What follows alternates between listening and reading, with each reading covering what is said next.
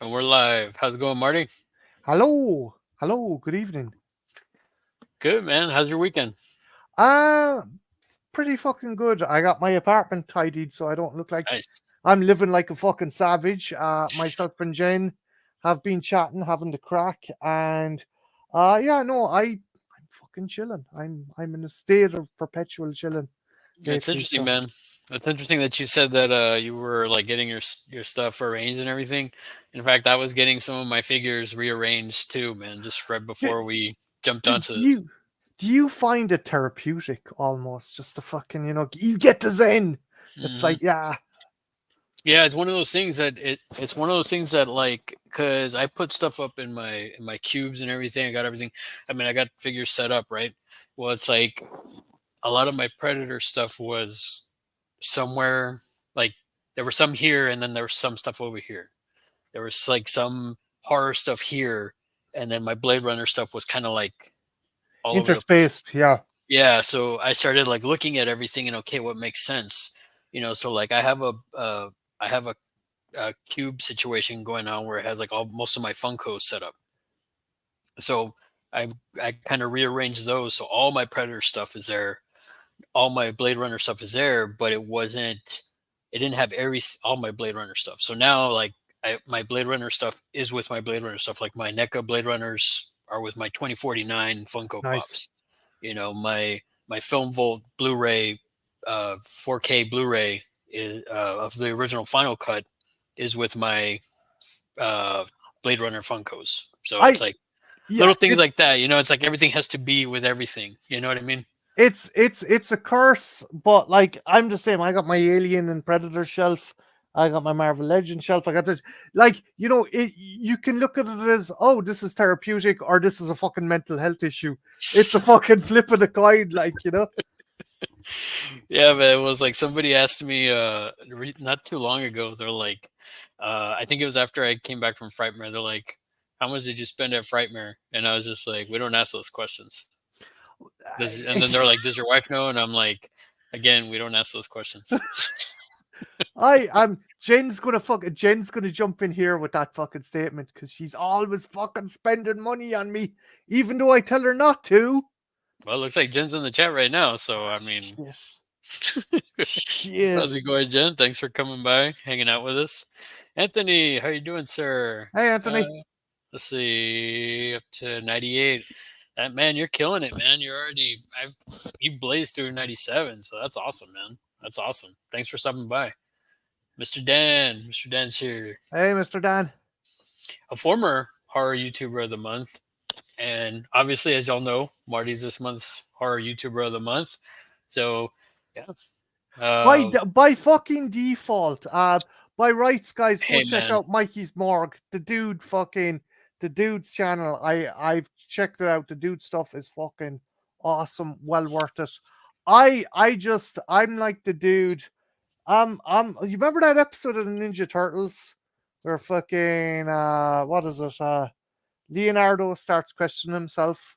So Raphael becomes the de facto leader, and then Hmm. Raphael questions himself, and then fucking Donatello questions himself, and then it's Michelangelo. He goes, "I guess I'm the leader of myself." So yeah, that's kind of. I'm like, yeah. I But again, see, no, seriously, to you do it, man. quote Homer Simpson, yay, default, two of the best words in the English language. Default. No, no. I look, first off, thanks a million to fucking Larry for nominating me. The dude is an absolute fucking legend, and I genuinely appreciate it. And I appreciate the fact I'm given an opportunity to nominate other people. But let's not forget that Mikey's Morgue is also another person who deserves a bit of fucking spotlight as well because he was the real winner. And please check out his channel because definitely deserves it more than I do.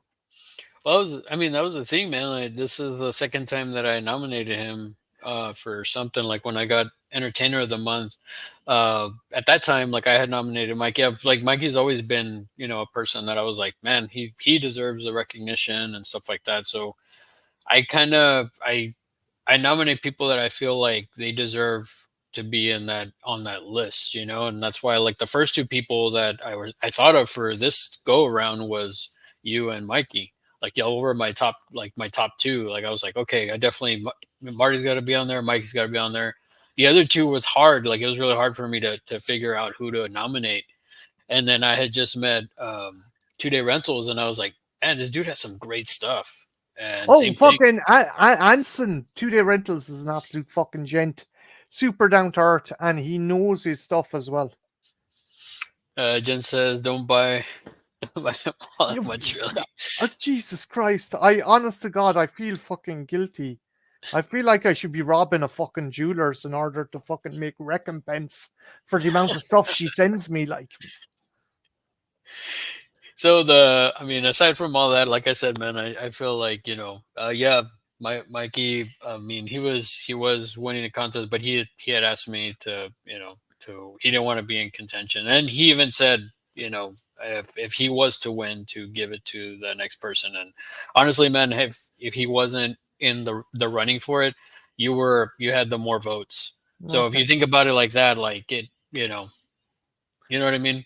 I mean, and I just wanted to respect his wishes, and honestly, I didn't know how to get a hold of Mikey to ask him beforehand. So like, I didn't.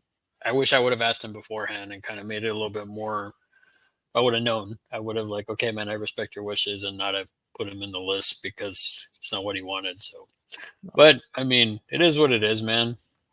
Beyond that, um, thanks for coming on. As I mentioned too, this was like a last minute thing where I felt like talking sci-fi, man. It's like sci-fi movies and sci-fi horror. There's so much things recently that I just like.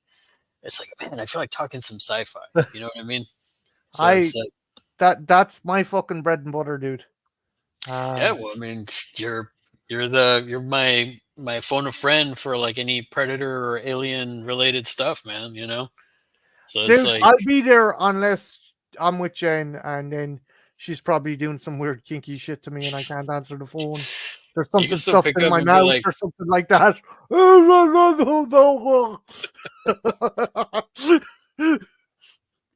but no, I mean, what was the first, like, I guess, sci-fi that you saw as a kid? What was the first thing that your first experience? um, First experience. Now, here's the ironic thing. It was also the first time I'd come across boobs, but I didn't realize it because it was a shitty black and white telly. But 1984's The Terminator was being shown on Network 2 at like 11. I remember it was around Christmas time, and what age was I? About 7, maybe 6 or 7. Definitely too young to be watching it. I remember watching it. What stuck with me was the Kyle Reese's nightmare sequences. Just the fucking the post-apocalyptic landscape and the HKs and stuff like that. And then the fantastic stop motion and Stan Winston's animatronic at the end. Uh, I loved that movie. I loved again. I was at an age where I didn't really comprehend how good or how movies worked or how cinema worked, and didn't really appreciate it, but just it stuck with me. I think, and I've mentioned it in another video, that Jurassic Park, Alien and Predator are my fucking, they're my things, they're my true loves in cinema. But Jurassic Park is the thing that made me appreciate cinema at an early age. But I think the original Terminator was the kind of thing that set off that spark. Nice, yeah, and similar situation. Like I had mentioned to somebody on another stream that was my first boobs as well was the original Terminator. Terminator. And I know the first time I saw that, I was staying at my grandmother's in Corpus at the time, and my uncles, they were showing it, and I was always scared of when he pulled the eye out and you see the red eye. For whatever reason, that I always scared me. Like that was like so Ironically, scary. it's probably the lamest effect nowadays. When you look back on it, it's like it's super fucking cheesy. It's super bad. Like, but yeah, again, back then it's like, oh fuck. Yeah, but that was the thing though. Like if and this is one going off of Terminator. I loved Terminator as a kid, and then Terminator 2 came out, and I loved Terminator 2. Like I was just like, man, that is the definitive. Like this is the best movie ever, you know. And then, but now as I've gotten older, like the original Terminator has become my favorite, you know. Y- And kind of piggybacking off of what you said about Kyle Reese's, like, you know, his nightmare sequences, all that the grittiness of that Yeah, film is what I love so much about it. You know, yeah, that bleak feeling of it. You know. yeah. Like even with the sequel, the future war sequences are cool, but Hmm. there's something lost with in term. Terminator 2 is still a fucking kick-ass movie. Terminator is up there Yeah. one of the best sequels, but I think what benefited that first movie was the limited budget. Cameron squaws every fucking penny he could, and like the again you get in the future war sequence, cool battle sequence in the original, you get to see Kyle Reese go into this underground car park or whatever, and there's kids watching a fire on a TV, and it's just there's another person kind of like fucking trying to get food, hunting rats behind Hmm. garbage dumpsters and stuff, and it's just like it's fucking bleak. It's Yeah. like you know, this movie shows you how much on on the lowest part of the totem, how close we are to extinction. That first movie just shows that well with those nightmare sequences. Yeah. I mean, and I think that's why, as I've gotten older, like that's why I love that. I love it so much. It's just, it's like that grittiness, that bleakness, that, like, you know, there's like almost like literally last like little rays of like no hope. Like there's no Yeah, hope really for the you you future. like again when you look back at it and they're like Kyle Reese is a hero. Kyle Reese is a prick to Sarah at the first part Yeah. of that movie. He's like, "Shut the fuck up, keep down, Hmm. fucking Judas, do that." And they're like, "Yeah, because the dude lived in a fucking slum. The dude grew Hmm. up in a slum." Reese himself, or Michael Bean himself, said he read books on the Warsaw Ghetto guerrillas during World War II, when some of the Jewish kind of partisans were walled in and they had to live in the fucking bombed out rooms of some of the cities. He took inspiration from that, and you can just tell that this character is someone who has just been through the fucking ringer emotionally. Sadly, they removed a scene that I think would have been really, really cool. The bit where Kyle just breaks down because he can't comprehend being in this time period Hmm. where society is functioning and like people can fucking eat. There's sunlight. He doesn't have to be looking over his shoulder, and he just breaks down. It's a great scene. It should have never been cut, if you ask me. Sorry, dude.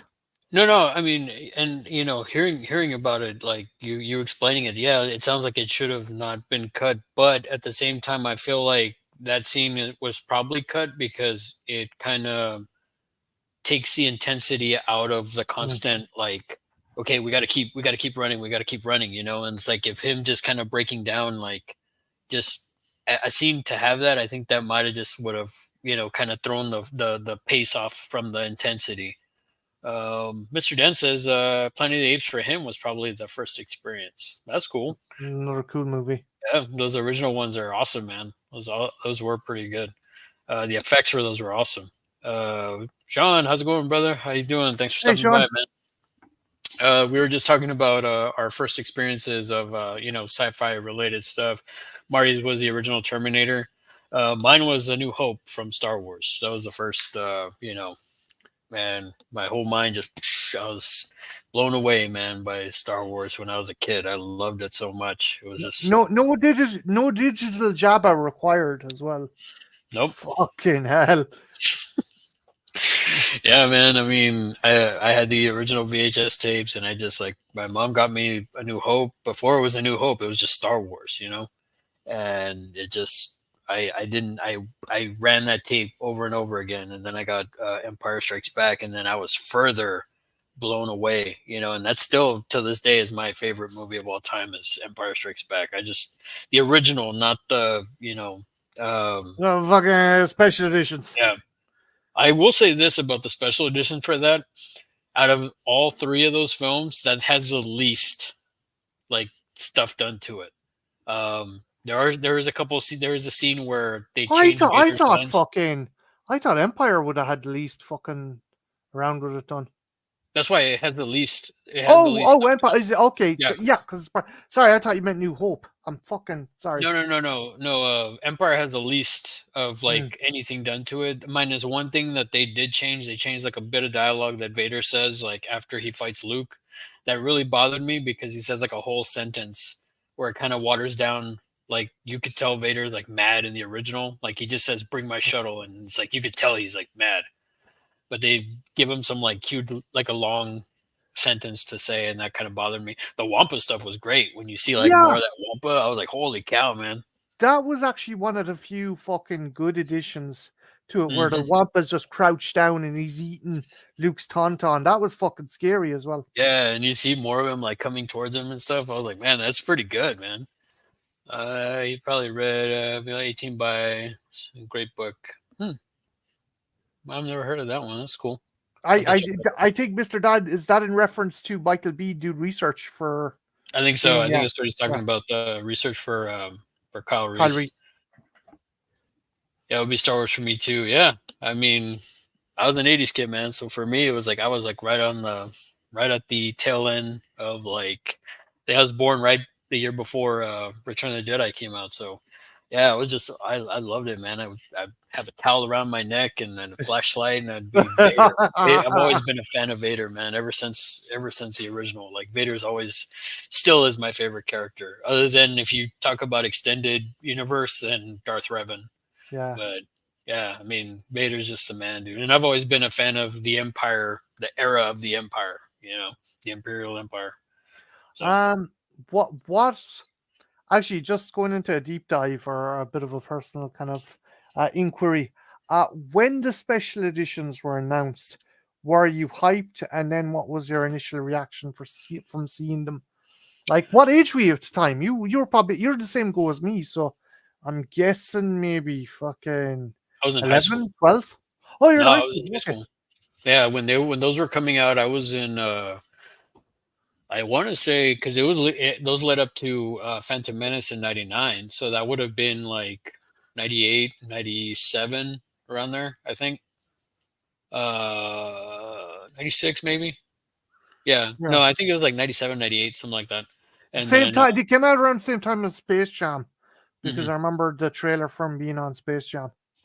And yeah, I mean, I was hyped, man. For one, I could see them on the big screen again, and two, like they they didn't show all the stuff that messed them up. Because once I got to Return of the Jedi, I was gonna say Revenge of the Jedi. Uh, I once they got to Return of the Jedi and they got rid of the original, they added that cantina stuff, and I was like, or Jabba's Yeah. palace, like the musical number. Fucking what the new snipes or fucking who fuck snoozles or some fucking Yeah, hard shit like that. and then they took away Yub Nub at the end. And I was like, ah, man, come on, you know? I I will admit there was one thing that was added where Boba Fett's like fucking flirting with the two fucking alien Hmm. hookers or whatever the fuck. He's like there, he's just brushing one's chin. He's like, I'll see Yeah, you later, baby. It's like he's a fucking pimp.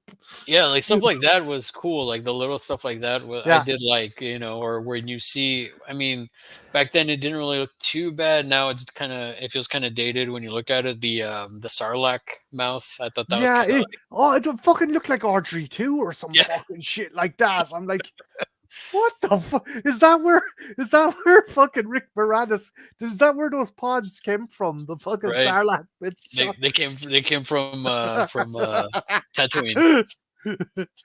um, Yeah, great novel was Warsaw Ghetto. yeah.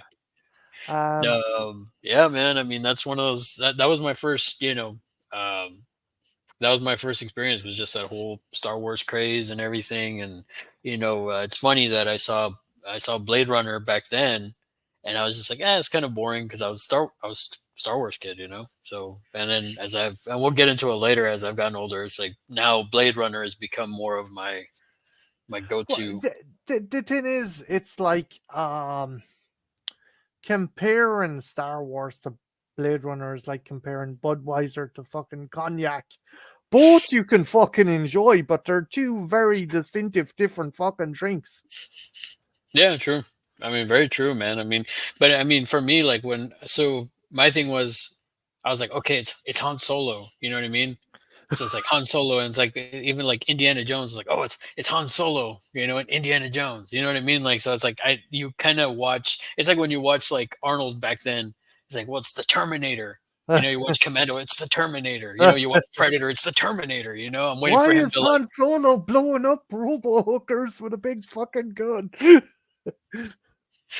oh man, yeah, yeah, man. And then it's like when it's not like Han Solo, you're kind of like, oh, what's this? This isn't Star Wars. And then so that's What? why I'm saying like back then I was, I was just like that was my I don't know. Again, as a kid, your fucking brain is like, yeah, Yeah, yeah, for sure. Looks like Jen says I was not into sci-fi as a kid, but one that I always loved was Alien Nation. That was a good movie. I that saw was that cool. movie in the theater. I like that one. James Caan was good in that. I also love the original Terminator. Yeah, see, Terminator, man. I always saw it as a love story. My early 20s fell in love with the Planet of the And then, Apes. then, then Cameron remade the original Terminator in 1997 as Titanic. It fucking is. A couple who meet a couple from two distinctive different worlds. They have sex over the course of one night they spend together, and a large piece of machinery tears them apart. He Interesting. dies sacrificing himself to save her. It's the same fucking movie. Cameron made the same fucking movie. That's dang, Marty. I did not think of that. That's pretty good, man. That's He some took like the same fucking love story and transposed it from a cyberpunk neo fucking nightmare to a historical fucking epic. It's the same fucking movie, man. that's pretty good, man. I like that. I like that. That's pretty good. Ginger Ninja's here. How you doing, sir? Ninja! Thanks for stopping by, sir. He was the one that nominated me for horror YouTuber of the month, and then so yeah, all three Ninja's a recent. legend as well. If you haven't Yeah, he fucking has great checked out his content. stuff, Y'all, if y'all haven't checked out Ninja yeah, stuff, definitely check him out. Got a lot of cool stuff, and he's got that epic beard too. So. that is some sexual facial hair that we need to be fucking striving for that, man. Exactly, man. I can't get that. That's a beautiful mane he's got there. Yeah. Grew up with the Series V, Alien Lizard People. What more could a kid want? I Yeah, man. that series scared the shit out of me. Where your one gives birth, and the first kid is just a normal baby, but it's got the lizard tongue, and then the fucking lizard baby, and you're like, you watch it now, it's like that woman's vagina must be fucking destroyed, and them eating the fucking hamsters, just like sorry, man, sorry. No, man. It's all good, man. It's all good. That's This is what you invited on. You hey, asked man. for me, you get me, okay? Hey, man. Hey, it's like I wouldn't have it any other way, Marty. Looks like Jen says Terminator did it better. Yeah, it did. Yes, It it did. did. It did. But it's the same fucking love story. I'm sorry. Um, no, I mean, aside from that, I mean, what was your first experience with Star Wars? So I think it was the last year of primary school, and a friend of mine, Christopher Butler, gave me a lend of Empire Strikes Back on VHS. And we're watching it. I remember like, oh, there's fucking giant robot camels shooting the fucking shit out of people. And then you've like fucking Han Solo and stuff.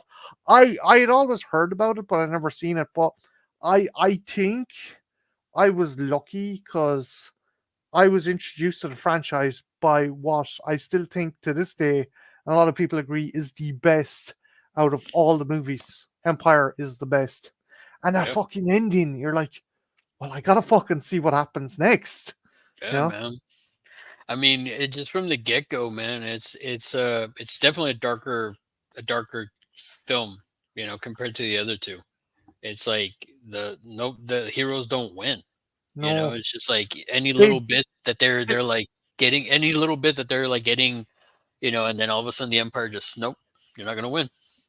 They just get away by the fucking skin of their teeth, and Hmm. not all of them. Yeah, and that's the thing. They're not even like they didn't get away unscathed. You know what I mean? Like they still got I still got mean, jacked up. they had to get out of there so fucking quickly that fucking Lando didn't have time to pack, and he had to use fucking Han Solo's clothes. He had to literally dress like fucking Han Solo because all his clothes were left behind in Cloud City. Well, I'm gonna have to wear the fucking clothes of the dude I betrayed. And Right? Chewie's like, you fucking prick. You, He's what's like, this fucking doing? in honor of my friend that I betrayed, I'm gonna wear his clothes. You know, I tried to take his woman too, but yeah, there you go, man. See, even Jason already. I, I no, Larry, I appreciate it. I appreciate it, lads. And again, there's some awesome people I've nominated for next month. Yeah, yeah. If y'all haven't checked out Marty's announcement video or nominations video, definitely check it out. And I shared it on my community tab as well. So definitely go check those channels out and everything. A lot of cool stuff. I know Jason, he knows the Mad Bloods guys, and I know Mr. Dan knows the Mad Bloods guys. And so I've checked out some of their stuff. And 2 Day Rental, also another great guy. I need to check out the other two people that you had nominated as well. Nate loves his fucking horror, big fucking horror aficionado. And then you have Mike, who is an American werewolf in New Jersey. Dude fucking does solid reviews. He doesn't let anything fucking slip by. So if there's a film that everyone else is raving about, but he thinks is shit, he'll fucking scrutinize it to the T. And that's why he is a good fucking, he's a good fucking YouTuber for review and stuff. Cool, man. Yeah, so y'all definitely check those people out. Jason says, got to run back to editing. Fun times. Have a great day or night. Well, thanks for stopping by, Jason. Always a pleasure to have you here, my brother. Take care, dude. Bye. So I guess other, what are some of your other favorite, sci-fi films from any era? I mean, it doesn't just have to be. I know we're kind of talking a little Like bit about the '80s, but here's the fucking thing, right? Because and you and me we discussed this before. Um, the 80s was the peak for I think sci-fi, gritty sci-fi, and as the 90s panned on, we got sequels that were not as fondly embraced. Two classic examples: Predator 2, and you had RoboCop 2 and Alien 3.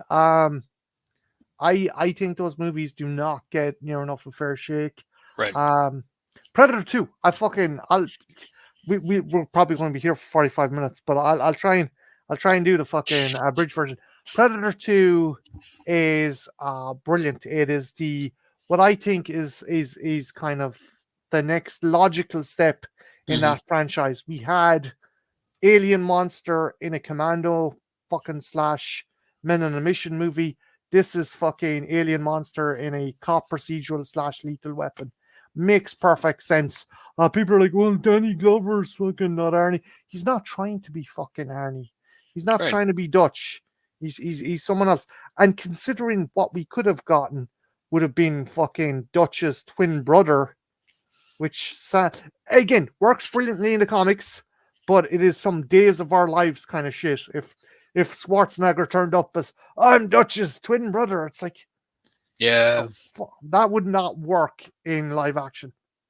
No, I mean, and that's the thing too. Is just like the thing with Danny Glover. He's an everyman. You know, Yeah, he's just like he's a hard nosed cop. I mean, you see they set it up well where like there's a bunch of gang wars. There's a ton of stuff that he's been going through. So he's hardened. yeah, So it makes sense that he's survived like all these like gang wars and like just all this stuff, people trying to kill him and stuff like that. So it's like to me that it makes sense. It's just like he's already been through what he's been through, and for him to like have to go against something he doesn't know about, it's the same thing. It's almost the same thing as the original. The only yeah, thing is, like you said, it makes sense to go to a city setting and have it where it's like these cops, they don't know what they're dealing with. You know what I mean? yeah. It's again, it's we've done Alien in Commando. Now we're doing Alien in fucking Lethal Weapon. Yeah. again, spinning the Basically. genres, and like um it's got problems. I'm not gonna deny it is not without problems. Some of the betrayals of okay, very politically incorrect, but so fucking funny and over the top. Hey, want some ganja, man? And it's like the fuck. Kid, Kid Willie says I gotta take your soul. It's like, oh my god, are they Haitian? Are they Jamaican? What the fuck? I don't think they fucking know what they are. But like, again, it's just excess upon excess. Mhm. Like one scene we're introduced to fucking a porn star jackhammering a fucking Colombian drug dealer into his bed, and then a bunch of fucking Jamaican gang members burst in with fucking Rasta hats and Yeah. fucking dreadlocks and shit. And like, what the fuck is this? I like they're doing voodoo prayers and shit. And it's like, this movie is either fucking has no idea what it's doing or knows exactly what it's doing. And that's why I love Predator 2. What's this? I mean, if you think about it, they're trying to up the ante. I mean, Yeah. there's more explosions, there's more like violence, there's more like the Predator. You see more of his like, Mm, I guess, viciousness. Where he's yeah. like, you're seeing him do more like, stuff, and then it's just like for people to not like those aspects of it, is to me, it was just like I saw it in the theater. My uncle took me to go see it in the theater when I probably shouldn't have been watching it, and I loved it. I loved it ever since I saw it. Same with Alien 3. My Yeah. mom took me to go see that in the theater, and I loved it because it was dark, it was gritty, it was like no hope. There was like all these guys. There was like I think it was like 25, 26 people couldn't take out one xenomorph. It's like they couldn't. They had to, and they didn't have any weapons. I just love that whole like that tension. You know what I mean? The thing about Alien 3 is that's a movie that shouldn't fucking exist. There is 7 prior versions, scripts written of that. No, some of which are not even fucking close to that finished story. And it's cardinal sin. I think Alien 3's cardinal sin was it came after Aliens. How Hmm. do you fucking top that? You can't. You Right. can't. It just had the shit luck of fucking coming after Cameron's fucking roller coaster ride. And people fucking saying, oh, it's so bleak, it's so dark. The first movie ended with our heroine. And this is why you get into an argument with some people. Some people are like, Ripley is a bona fide action hero. She is, but not in that first one. She No. fucking survives by the skin of her fucking teeth. Yeah. She only becomes the kind of action hero heroine in the second one. In the last one, she is fucking traumatized. She is just her sanity is held on by a fucking thread at the end of that movie. That movie has a downer fucking ending. And then for someone else to say, oh, that other fucking Alien 3 was such a downer, I'm like, what the fuck? Are we watching the same fucking franchise? I mean, you are right, man.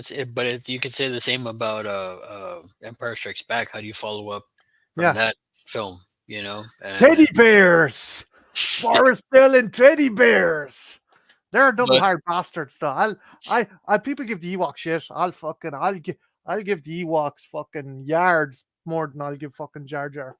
oh yeah, yeah, man. Like, I mean, they're savages too. Like in the comics, like they're cannibals basically. Yeah, Like, yeah, it's like that's why it's like all these people like talk smack about the Ewoks. Like, no, man, you forget in that film they were gonna cook them.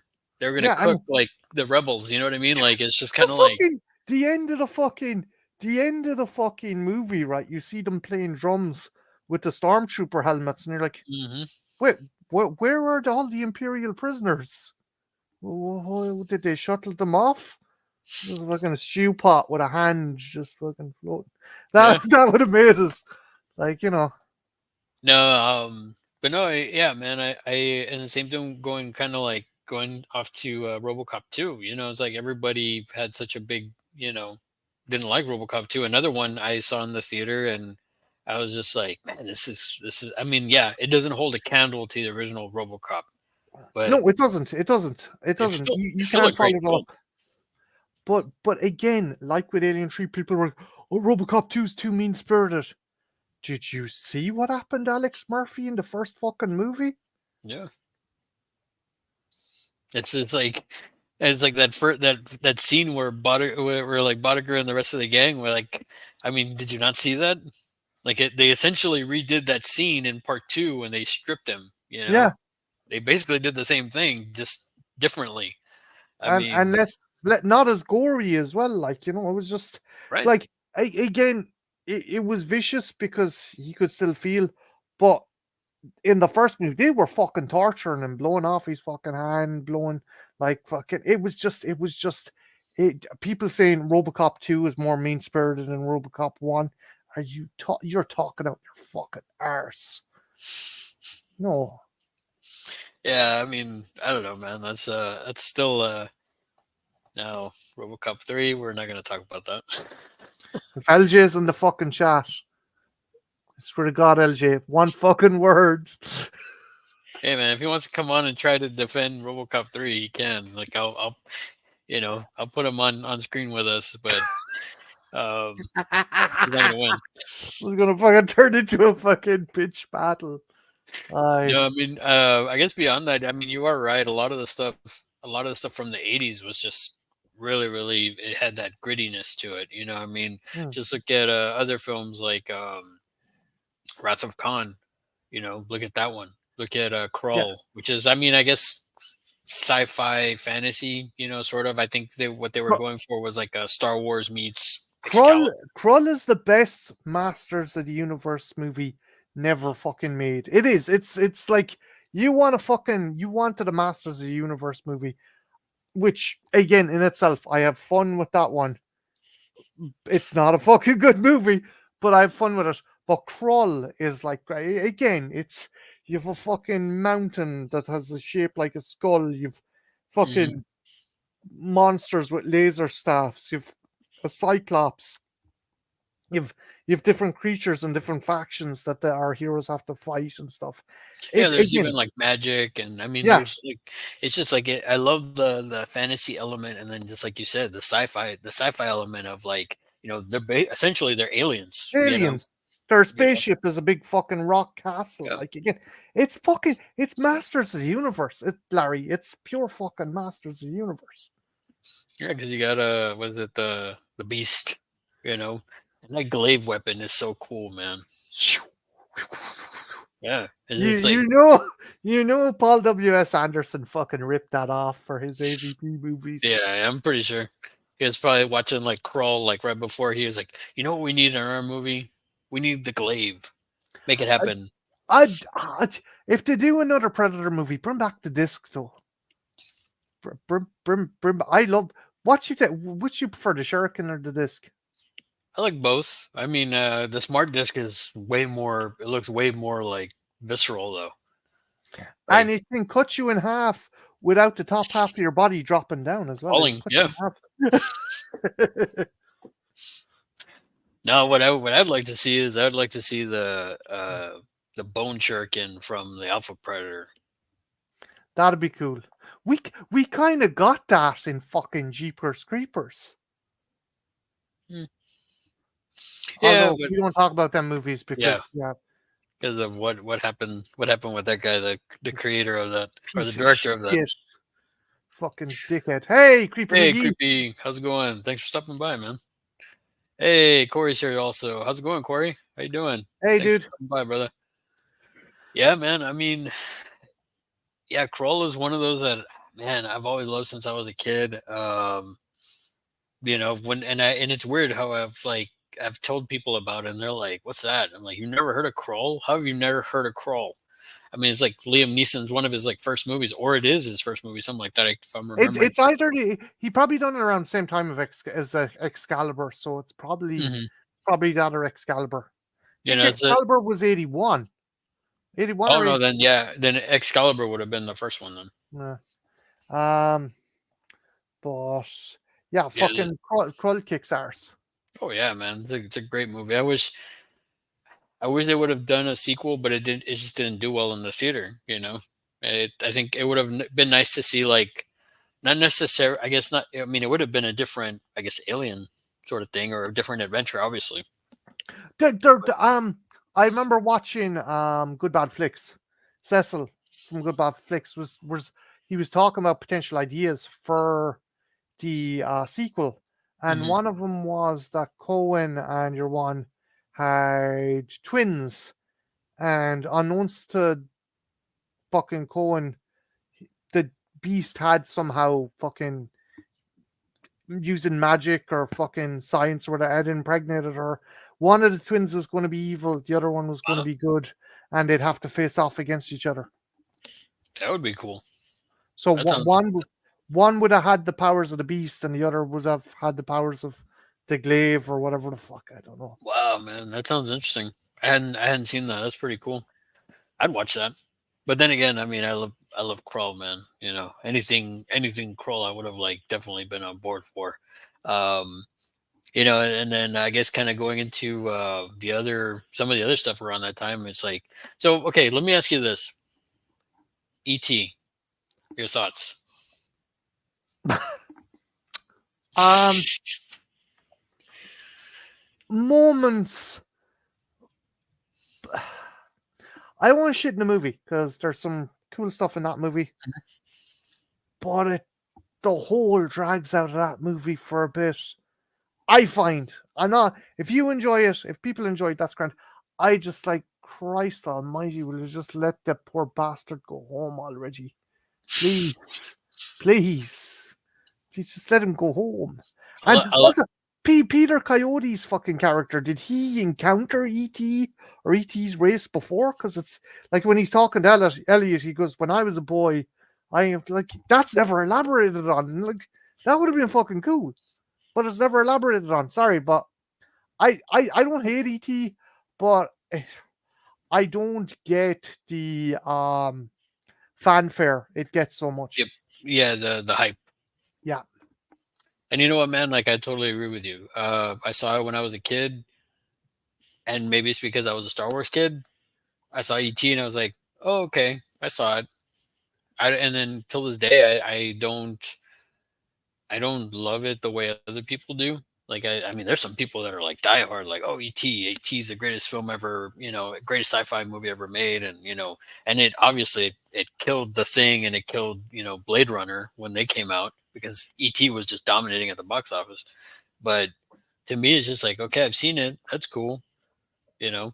I didn't really, you know, I guess maybe because it was like people like the whole family kids aspect, but then that kind of leads to my next question, which is more entertaining to you, ET or Mac and Me?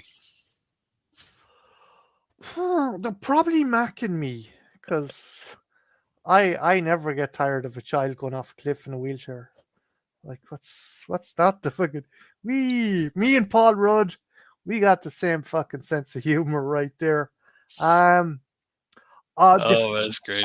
I learned something because there's a kind of misconception. It's not McDonald's that funded it. It's the catering truck company that worked for McDonald's that fucking funded it. Big thanks, big shout out to my friend Trenchy who told me that bit of trivia.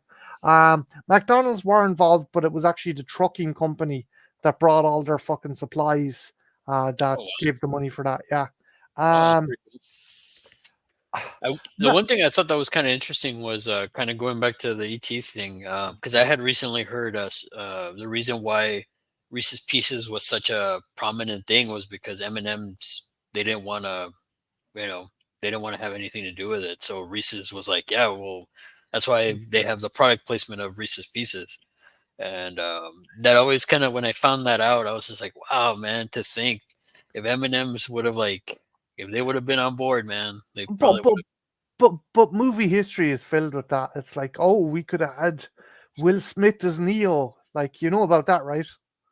have. Ugh. Will Yeah, I Will heard about Smith that. turned down, yeah, he turned down Neo, or we could have had Sean Connery as Gandalf for like, I don't know how I'd feel about that. I love Sean you Connery. shall not pass. Do, do, do, do. There can be only one. Oh wait, wrong movie, wrong movie. Oh man. And the freeze. Oh, Reese's are way better anyway. Yeah, Reese's Pieces are. I love Reese's Pieces, man. I do like M&Ms, but I've always loved Reese's Pieces since I was a kid.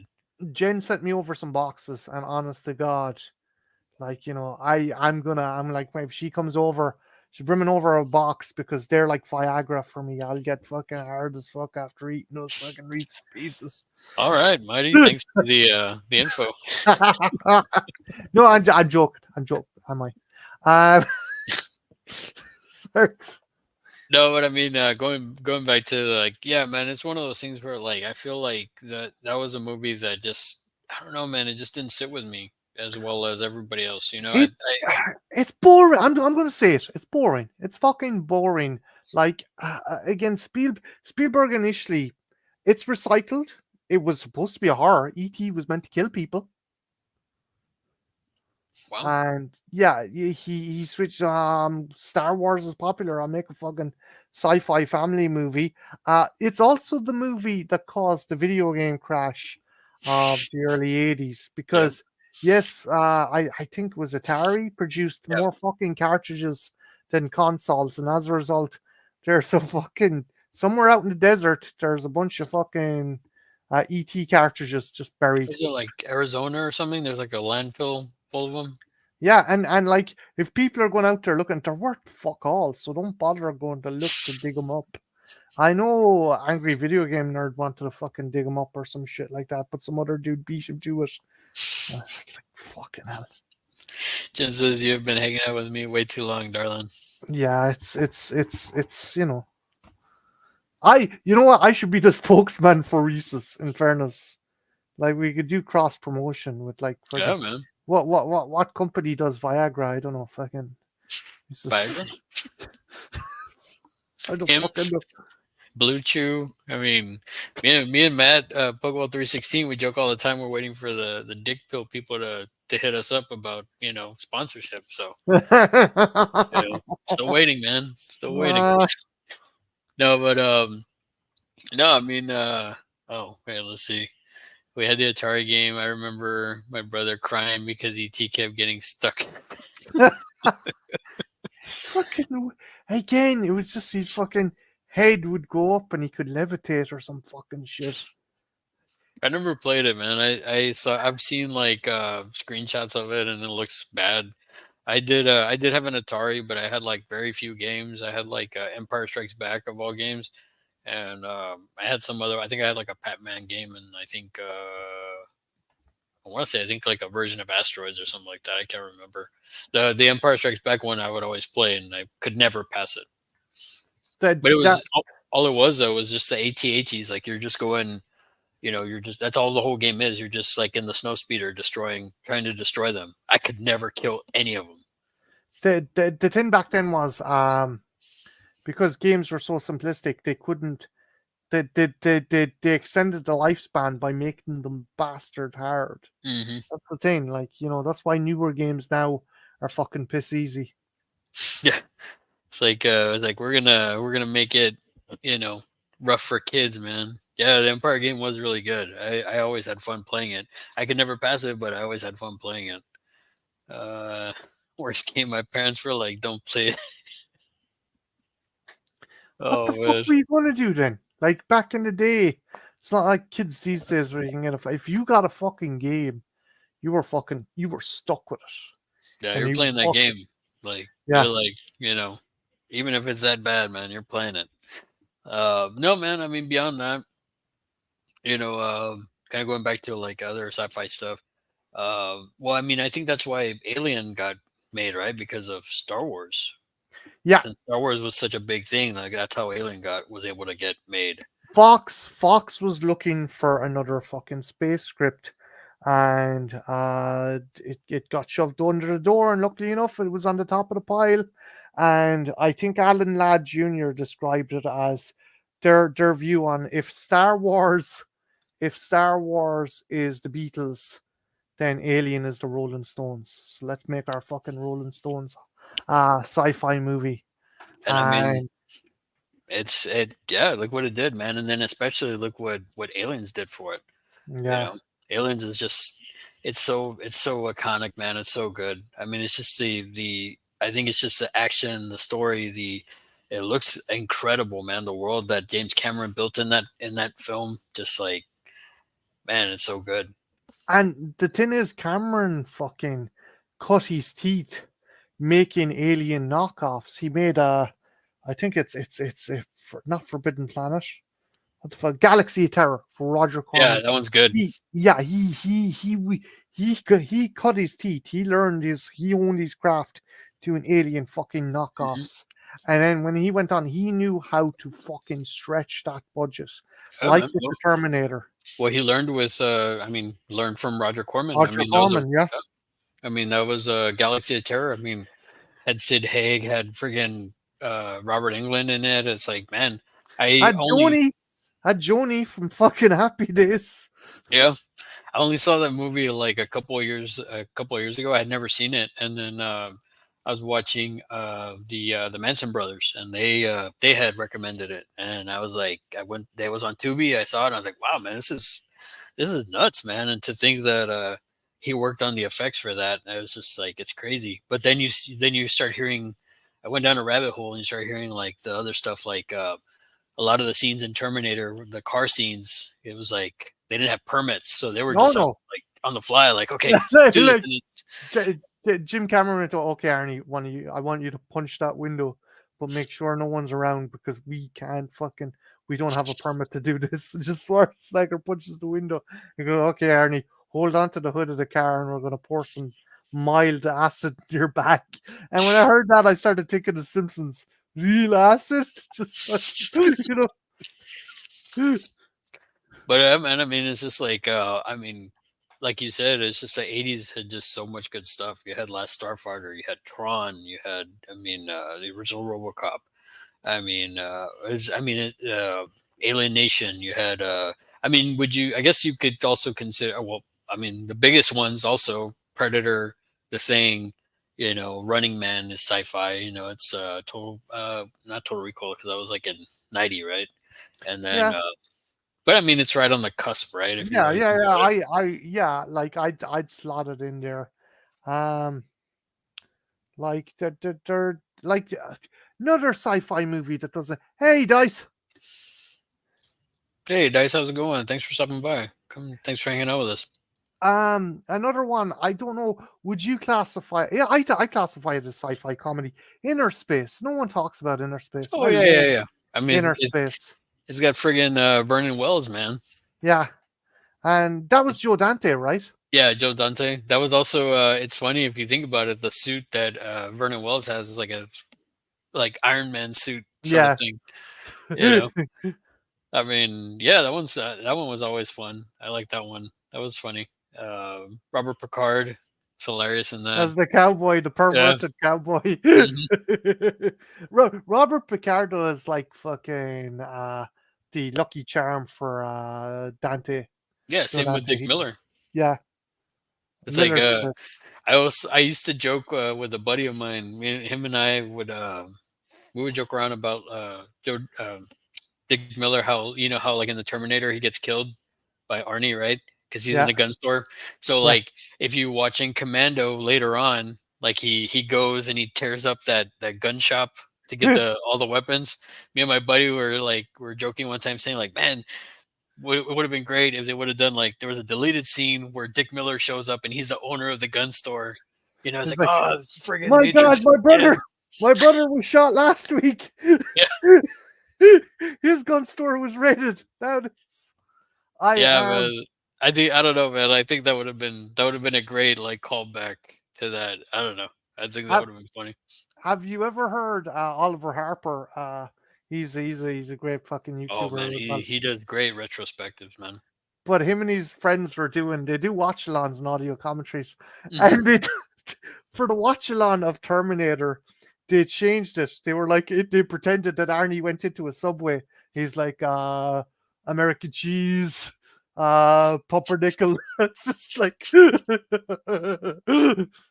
do you want any cookies or fries with that? No. Just fucking Arnie going into a Yeah, subway. I watched Enemy Mine recently. Hadn't seen it forever. Yeah, that's another one that's pretty good. You don't really hear too many people talk about that one. Enemy Mine. What's funny about Enemy Mine that I guess the creature in that reminds me of I'm drawing a blank on his name from Last Starfighter. Greg. Oh, I know who you're talking about. Yeah. Greg. Yeah, I think his name is Greg or something like that. Almost reminds me of the same man. It's like I'm like every time I see Enemy Mine anywhere, I'm like, oh, it's Greg's species. You know. It's maybe it is. Maybe it's a fucking ETs turning up in Star Wars. Who fucking knows? It could. Do you know what it could have been? I'd say because a lot of times you'd see it with other stuff, mainly low budget stuff, but you'd see it could be the same effects company, and they're like, okay, we'll use the same prosthetics or mask and just switch it up slightly so it looks different. So maybe they recycled some stuff, and it could have been. Do you know what? It could have been Boss Studios because Boss Studios, if you didn't have the money to get Stan Winston, you got Boss Studios, and Or ILM. yeah, yeah. If you couldn't get ILM, man, you'd get like all these other guys. Hey Jay, how's it going? Thanks for stopping by, good sir. AJ, No, man. Beyond that, I'm trying to think of some other good ones. Yeah, I mean the Enemy Mine one. Like, man, that's another one that it had slipped my mind to think about. And then you had the other Dune, the David Lynch Dune, that one too. that Which fucking what was? I went back and tried watching that. I was like, your man who's playing Harkonnen is fucking brilliant, but it's like it took me out of the movie.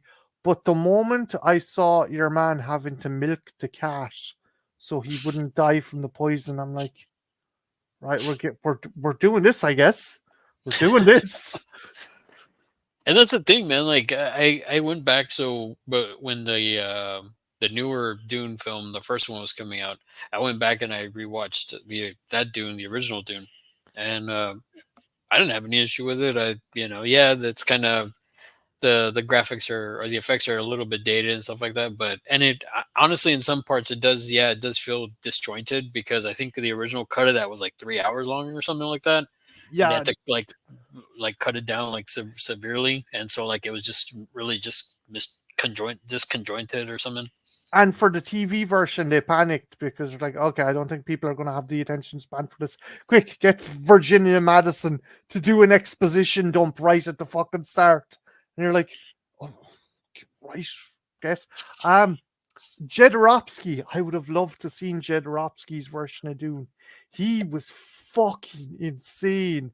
He wanted Yeah, to get he wanted to get Salvador Dali to play fucking the Emperor of the Universe, and he was like, "Okay, Dali, we want you in the movie. Okay, but you're gonna have to pay me.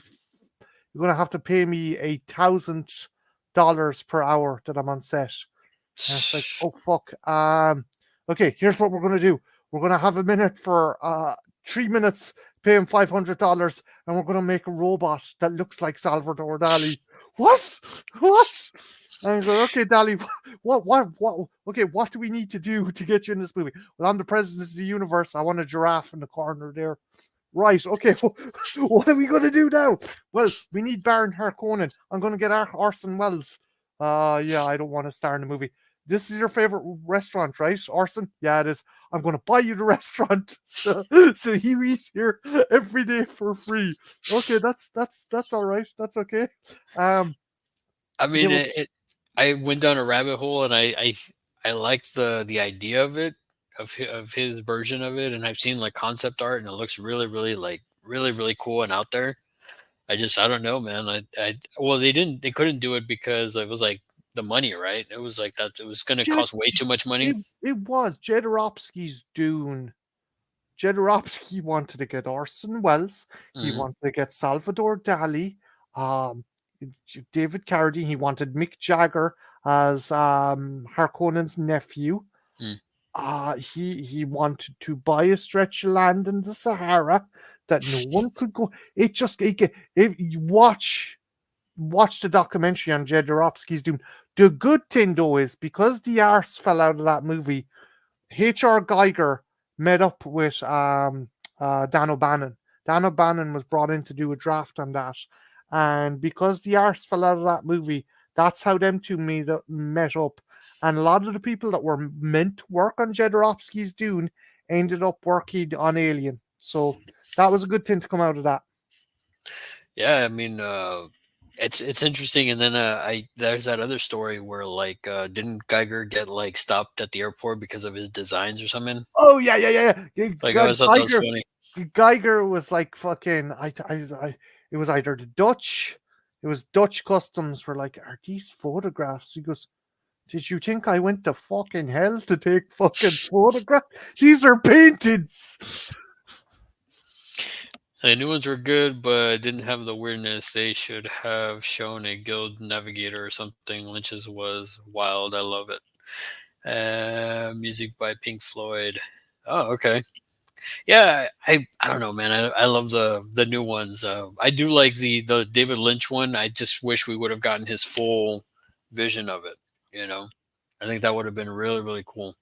And yeah, I think I don't know. I just but that's cool though that they kind of fell out with that because even later on after Alien, Ridley Scott was supposed to do that Dune film, but then he had like his brother had passed away, so he dropped out of it, and that's how we got him to do Blade Runner, Yeah. which is at this point in my at this point in my life, older is my favorite sci-fi film. I Bla- mean, I Bla- just love that movie. Blade Runner is awesome. My question is to you though, what is your favorite cut, or have you a favorite cut, or does it matter? So I've seen two cuts. I still need to see. I have a third one. I have the director's cut, which I haven't seen yet. I got it on DVD not too like this past year sometime. I just haven't gotten around to seeing it. But I love the final cut because I love the way that it's it's it's the special edition done right in my Yeah, opinion. And then I watched the theatrical cut again, and I was like, man, for me, it's like everything with Blade Runner is like I'm looking at everything. So I've seen the final cut so many times that when I saw the theatrical cut, oh, this is cut differently. Oh, they're showing more shots of like Terrell's like outside. They're showing more like different aerial shots. And so like I pick up on all that stuff. And to me, that's just amazing. You know what I mean? But if I had to pick one between those two, like I said, I haven't seen the director's cut yet. But if I had to pick one, it'd be the final cut because I think that movie just looks incredibly beautiful. I think Scott kind of just was like, okay, this is going to be my last pass at this, so I'm going to fucking make it a good one. Yeah, I mean, it just, yeah, man, it just, man, what do you do with that? Like I said, that's the way you do a special edition, man. Like he probably saw the special edition George Lucas stuff, and he was like, no, no, no, let me show you how it's done. Like I mean, because just the little elements that he added to it, just the Uh, skyline, He how he he he changed that, he and probably he probably went to Lucas. Hey Lucas, I bet you can't like fucking digitally re-alter and remaster your movie. I'll do it anyway. It's like, okay, time to see how this can be fucked up and learn from it. God damn. Yeah, Creepy McGee, Dangerous Days. The Dangerous Days documentary is cool. And yeah, uh, I did check that one out. And Papa Goss, thanks for stopping by, man. Thanks for coming and hanging out with us. And you are right, Blade Runner is incredible. And I do love 2049 as well, despite people not liking it or hating it. The Dangerous Days documentary is really good. I really really dig that. Um, Larry, important question for you. mhm. Deckard, replicant or human? Human, So you don't go with the eye shine theory, no. or what about Gaff leaving the fucking little origami unicorns? Yeah, well, see, that's the thing. Like, so there's a lot of stuff. It's interesting because like I go by what Harrison Ford says is that he's not. I go by that because I feel like he is Deckard. He is the one that brings. And then even then, like I saw something about Gaff or almost he said he's a replicant, and then but at the same time, almost is he brought all the stuff. I mean, I don't know if you've heard like everything that almost brought to that character, like the city speak. He came up with that, He came up with that, yeah. the backstory behind Gaff and all that, like in a article I read, like he came day one to Ridley Scott. And he's like, okay, this is his backstory. This is this. And then Ridley was just like, okay, go for it. And so I look at it like, if I look at it like that, for me, the guy who's playing, and it's like Han shot first, man. I don't care what anybody said. You know Yeah. what I mean? Like Han shot first. So for me, Deckard is I feel like Deckard being a replicant, it it kind of like cheapens the film I for me. I I I understand where you're coming from. I go with the replicant thing because of the little clues, like the fact all his photos Hmm. are all kind of pre-industrial photos. Don't know if Hmm. you noticed that they're all from the Right. 1950s and shit. And then there's the eyes thing, which you can take or fucking leave. Um, but I think the origami unicorn that Gaff is making, because Gaff is the dude who's there to take care of Deckard if Deckard doesn't take care of the fucking replicants. Um, like you could also argue though that for the thing that's going, the thing that kind of backs up your statement is he does take a fucking licking. Like the other replicants are able to fucking take a fucking beating and stuff. But And it does show pain though. yeah, Like when he breaks his fingers, like he's like, ah, like he's in pain. Like yeah, that's the other thing where it's like all the other replicants, like, what's the name? He pulls the nail out of his hand, or he puts a nail in his hand. He's not really feeling yeah. anything, and it's just like I they can take I a licking. I love fucking Beatty's speech. That is, and Oh he fucking he kind of ad libbed some of that as well, didn't he? yeah. Hmm. Yeah, he came up with most of that monologue, and I mean, just I was there again, going kind of the whole reason of this stream was just like this past week, for whatever reason, like something popped up on my feed of like, this guy did a cover of the of Vangelis's the end credit scene for Yeah, Blade Runner, and I mean, it just, man, just that, and I was just like listening to it over and over again. It just really gets me that the music is amazing, and it's just that it's so iconic, that Blade Runner music and that look and everything, and it's just, I don't know, man. It's just, I think about it, and I just love the world. Like me and my wife always talk about, like, we wish that they would do a prequel where you see, them off world, and then coming to like the other replicants, because you know how they mentioned like two died in yeah. Trying to the do they got fried going through a laser barrier and Mhm. stuff, and again, I like that as well because it's like in the future they've gone beyond synthetics and they're doing essentially disposable people with a limited life cycle, and you're like, so okay, that's cool. You've made an alternative workforce, but again, it's going to a more contemporary problem that's even more contemporary. So where does that leave people, normal human people, job wise? Like you've Mhm. just like you've yes, you've cut costs by making disposable people, but now you've put regular human beings in a state of fucking poverty, and it's like, yeah, no wonder these things aren't going to be liked. They're doing all the shitty work, Mhm. but they're costing other people their jobs, and you're like, these poor fucking things are damned if they do, damned if they don't. Like, you know? Yeah, pretty much, man. And then I just, I don't know, man. I just think again, it goes back, what I was saying was that I feel like the fact that he's human falling in love with a replicant, and then them, essentially making a baby, I feel like that's a little bit more, it's a little bit more special to me. I mean, don't get me wrong, if you think about it, like two replicants making a baby, that too is pretty incredible. But at the same time, it's like, well, if he is a replicant, how come he didn't die? You know what I Yeah. mean?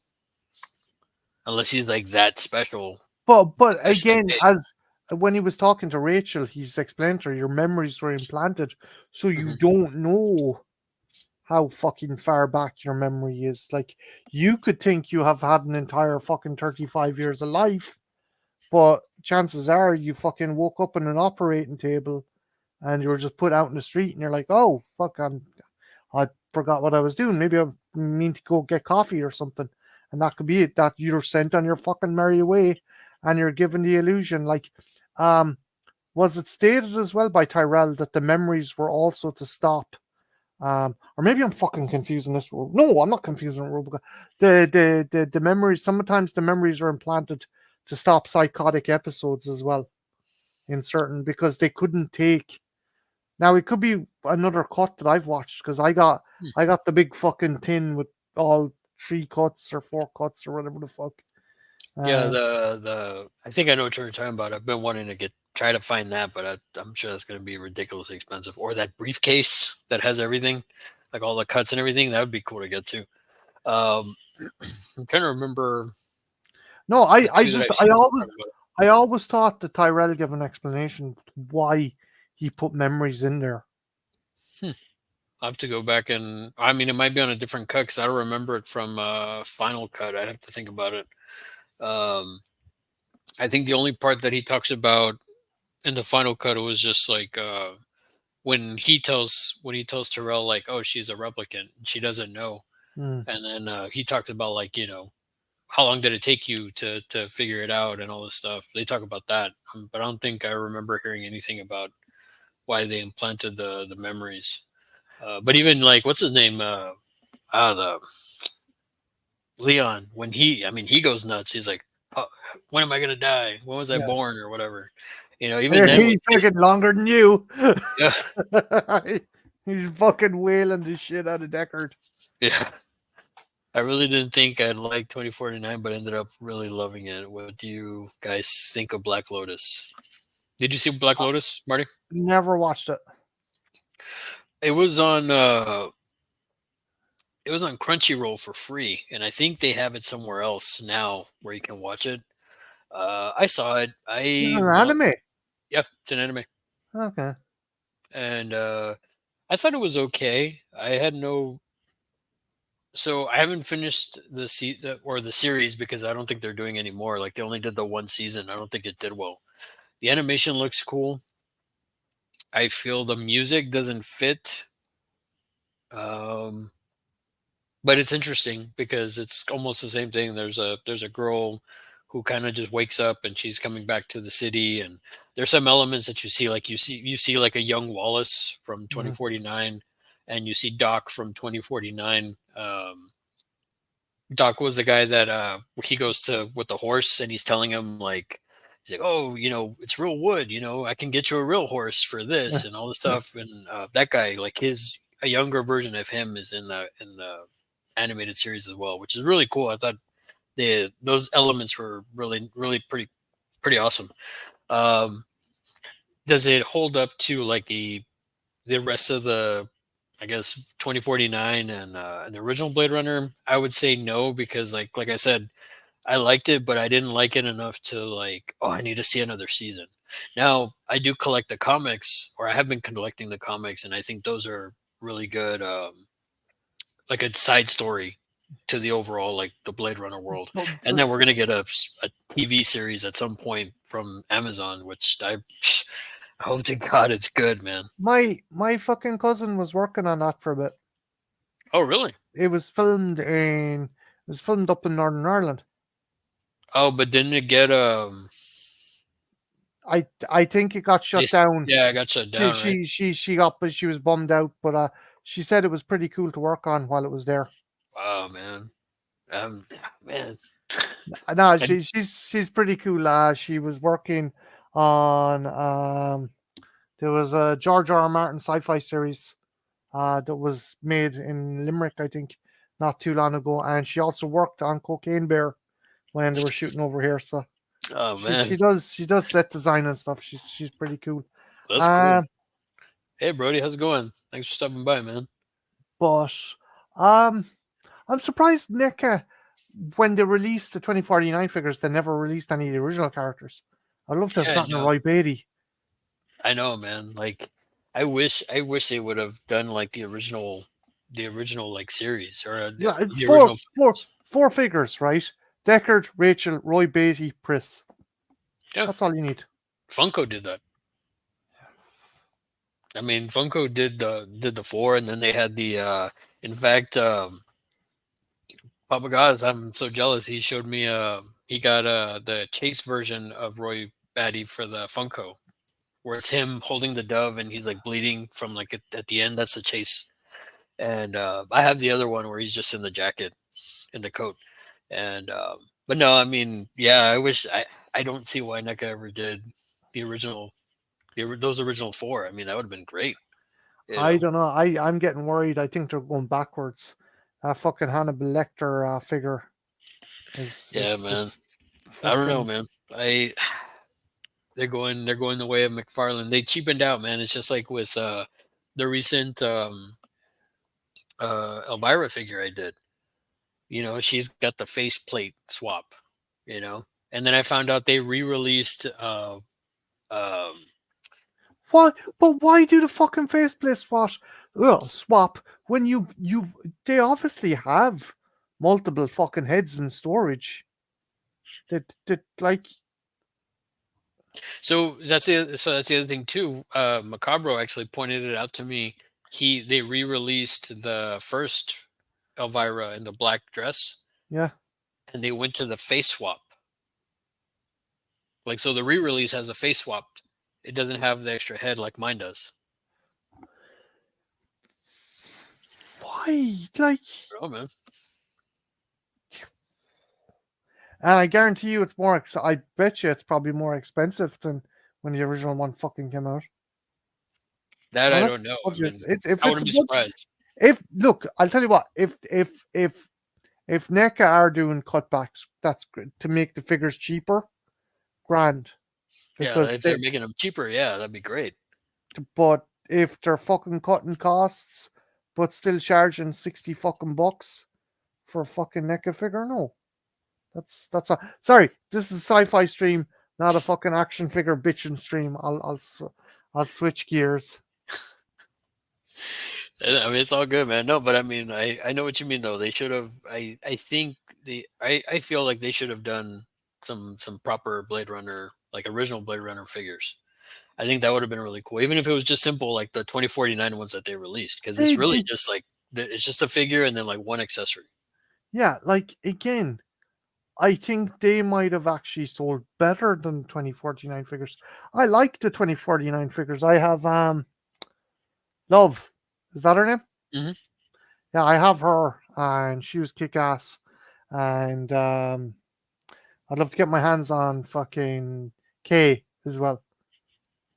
There's I mean, I don't know how shipping is, but there was this place, Atomic, a Mock Time Toys. They're based out of like New York. They had the whole series, like all four. They I don't know if they still do, but they had all four. I bought two because they were doing like $50 for the two. I'm not gonna lie to I'm like we got a Jared Leto figure when we had Dave Batista as a character. Are you for fucking real? Yeah, and that was the I thing too. That was the thing too with that movie. Like that got me. That actually made me a more of a fan of Batista's. Was 2049. yeah, you Like I was felt just like, sorry for him. yeah. And that opening was one of the original draft openings Hmm. for Blade Runner. If you watch the documentary, Hmm. like him coming in checking on the soup after working on the farm, that was the thing where Kay kills him. It was supposed to be Deckard. Hmm. And then he wanted to. That's why he brought that over into the second one because he wanted to kind of tie that back to the original. Yeah. And but ever since then, I was like, man, that beginning scene and him like that showed me that Batista had like some like he was a Oh, decent. he's great. Like John Cena's a fun actor. He's great. I love him as Peacemaker. But Yeah. Batista acts his bollocks off. Like Well, even him and when he was in Dune, also, I mean, yeah. I liked him in Dune, and it's like you see him like really vicious and everything, but in the second one, he Oh, gets a he's like fucking Robon is just a fucking yeah, man, he's Robon just is just a nuts. whipped fucking dog in that movie. Oh, like he's what's his name? Fade. Fade is just like a Hey madman. Rafa, just like lick Yeah, my fucking boots. You're yeah. like, okay, this is a whole different fucking kettle of fish. And but no, I mean that's why ever since like ever since 2049, I was like and that's why I have the Chase Funko of Sapphire, because it's like I had a choice to get either one, and I was just like, well, I want to get the Chase because I think the Chase he has the helmet from the beginning when he's like doing his farming and stuff, and it looks so cool, like compared to the regular version. But he was one. He's definitely, if I were to meet him, it's gonna be not for Drax. It's gonna be for 2049, and I'd probably pick his brain about 2049, ask him all these questions because I love even that short story that they did, the short film that they did for Yeah, well, the he police, saves a mother and daughter from being attacked, right? and then that's how the informant, like, they realize and they call Kay at the end and stuff. To he's like, hey, you know, and that's how Kay finds him because of that. And yeah, man, it's just, oh man, I could talk Blade Runner all the time, dude. Or like, you Yeah. know, I know we're talking. It's supposed to be like general sci-fi, but it's like No, Blade no, Runner. Once you get me going, man, it's like. And Papa guys is like, thanks for the viewership, brother. I'm digging this conversation. Oh, thanks so much, man. Like, yeah, I mean, it's one of those things where just like I could talk Blade Runner a lot, man. Oh, my man Don is here. A couple of horror hey, Don. YouTubers of the month, cutting it up. Evening, gentlemen. Thanks, brother. Thanks for stopping by, my man. Um, Don was also a horror YouTuber of the month as well, back in I'm November. not fucking surprised. The fucking dude does cool live streams and shit. Yeah, man. But let's get off of Blade Runner, man, because if not, I'm gonna keep going. I guess other notable '80s. I mean, we got to talk about, you know, we got to talk about Running Man, The Thing. I mean, so The Thing, would you consider it sci-fi horror? Because I consider it sci-fi Yeah, horror. yeah. You know. I have a special relationship with the thing in that um the first ever VHS I bought. Never I bought a VHS down in Chicago. It was kind of like an alternate kind of music shop in Galway. And I remember I had just started my first job, and I was delighted. I thought I'd fucking a fortune. I had 40 quid. I'm like, oh my god. So I went down to Chicago, and they had the thing on VHS for like fucking, I think maybe 15 quid. I was like, oh, that's a bargain. So I picked it up, and yeah, I watched just shit out of that movie. I love that movie. I I became obsessed with it a while. I spent about 50 I've spent about 50, 60 euro on a hardback book. It's a John W.C. Campbell collection of short stories, and the first short story is Who Goes There, which the thing is based off. Hmm. And again, I I had become obsessed. I'd watched the Howard Hawks movie, The Thing from Another World. And I was like, yeah, that's pretty cool. I like the fact that Cameron or whoever, fucking Dan O'Bannon, got the idea from the motion tracker for the Geiger counter in that movie. Hmm. And but the thing was, that was a 50s movie. That was a very 50s movie. Oh, it's communists, it's the Reds, it's fucking whatever the fuck. Um this goes a lot more in line with the novel. Now the novel isn't great. It was written, I think, late 20s, early 30s, at a push. Hmm. And but it does take some elements about certain characters and things like that. And I think Carpenter's The Thing is probably not if one of the, but pretty close, one of the best fucking sci-fi horror movies out there. And it's definitely horror. It's definitely Yeah. horror because there's Oh, yeah. It's definitely psychological horror. paranoia Yeah, that it's has definitely it. horror, man. I mean, it's like for me that film. The first time I remember the first time seeing it, it was or not exactly the first time, but it was on TBS, and it scared the crap out of me, man. Like it was just it scared the crap out of me when I saw it. And for the longest time, like it stuck with me so much that I people would talk about it and say like, oh, the thing is this and the thing is this. And for me, Halloween was, for the longest time, Halloween was my favorite, Carpenter film. That one and Escape from New York were my favorites. And then as I got older and kind of revisiting it with some buddies of mine, I was just like, Jesus, man, I don't remember it being this amazing, And then I just it's now that's my favorite Carpenter film. I would say after that it would be in no order. It would be I love The Fog. I love that movie. Um, I think it's just one of Carpenter's best, and then Halloween, and then Prince of Darkness. But going back to what we are talking about, like I've always thought of it as a sci-fi horror, and I think Mhm. they just, oh man, that movie is just so incredible, man. I wish like, and still to It's this day, not knowing, it's a movie you can go back and watch again and again, and you'll see newer things. Like it took me a while to realize that the ending of the movie is highlighted in McCready's shack. McCready, I want to do a video on the psychology of McCready, because McCready were shown McCready's mentality when he's playing chess. McCready, even if it's a no-win situation, he'll fucking burn the whole. He'll destroy everything to win, and that's like the bit where he pulls open that fucking the side of the computer and pours his Scott cheeky bitch. yeah. That's advertising the ending of the movie. It's like, I don't care if I have to burn this whole fucking place down. I'm gonna win, and so the way I see it, right, McCready, Kurt Russell. What age would you say Kurt Russell's in that movie?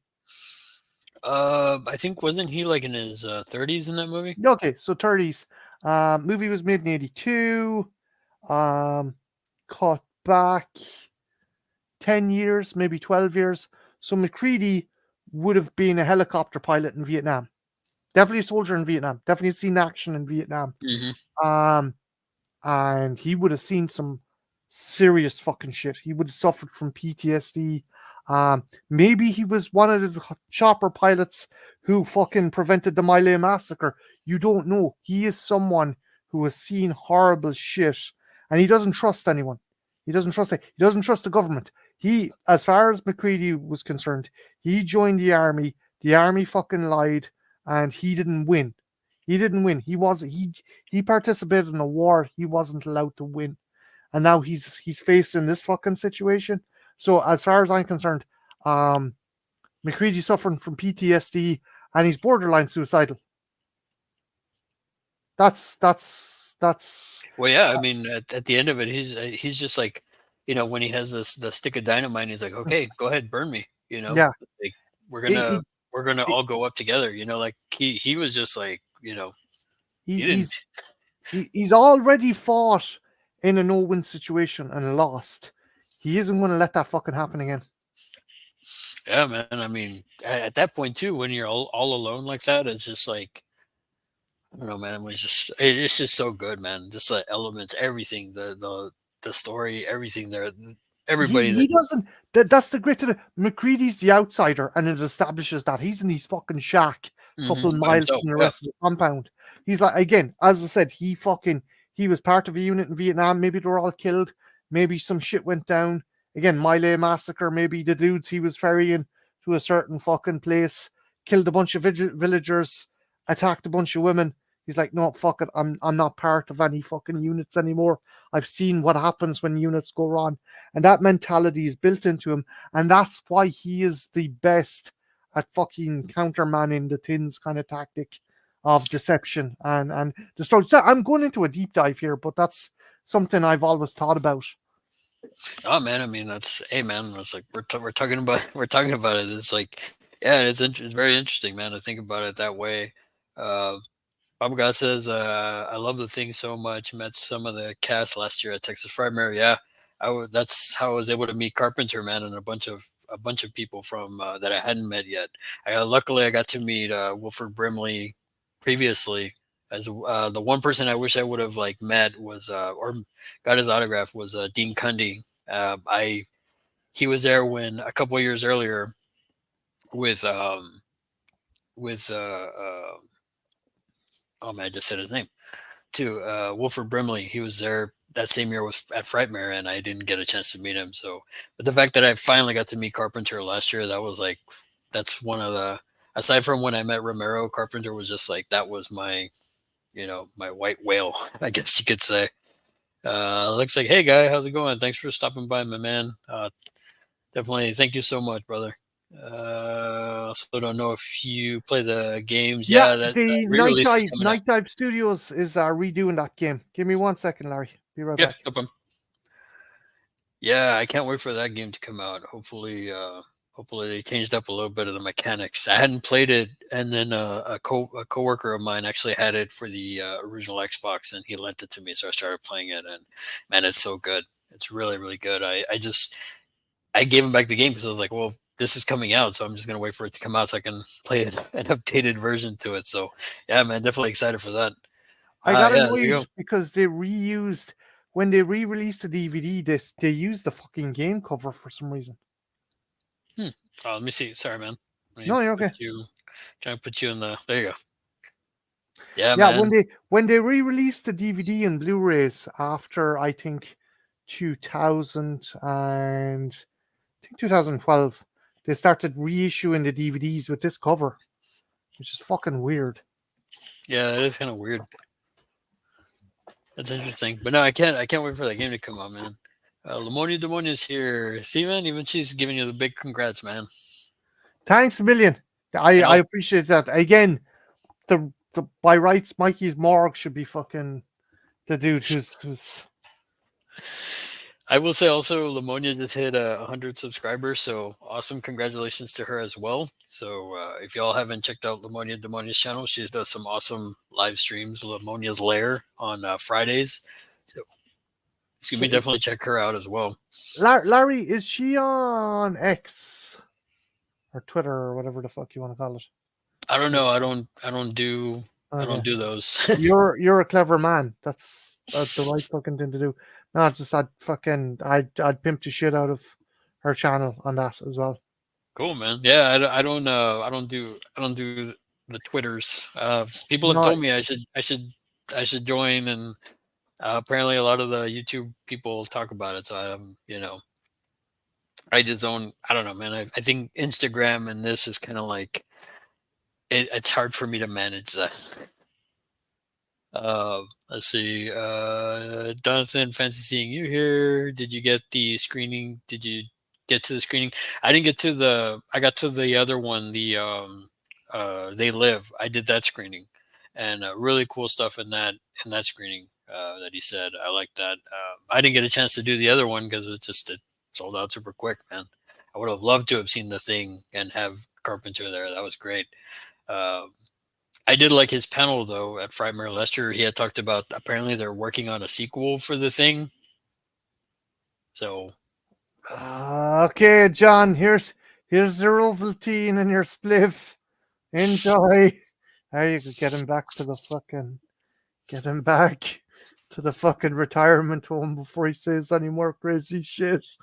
well that was the first. So it's funny because he that was like the first he announced it there at Texas Frightmare.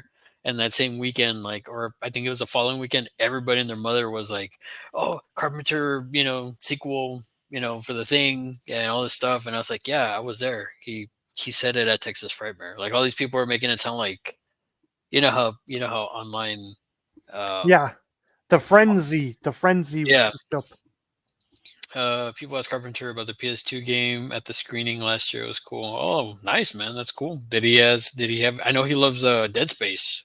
I think he said he's a fan of Dead Space, that game. And I if you really actually, go ahead. Larry, I don't know if you checked it out, but I actually done a video, kind of discussing which works as a better sequel, the game or the comic book from Dark Horse. So if you get a chance, check that out. I think I did see that one. No, I think I started watching it. I didn't get to finish it though. Yeah, because I hadn't. Yeah, I remember because I remember you had the covers, and I like that cover of the. It looks like the biker Yeah, cop, with the face all mangled up. Yeah, I was like, I need to go back and finish watching that one. no, I Uh, was really proud of that because I kind of like, I think more people need to check out the comics and the game. yeah, I need to pick up those comics, man. The game was really cool. Like I was saying when you had stepped away, I started playing it because a coworker of mine had the game for the Xbox, the original Xbox, so he lent it to me recently. I started playing it, but then I heard about the remake, or I guess the remaster or whatever, coming out, and I was like, hey man, this is coming. So here you go. And then he was like, really? There's a remaster coming? I was like, yeah, man. So now you'll be able to hopefully play it on newer consoles, because as far as I know right now, it's just showing for PC or something.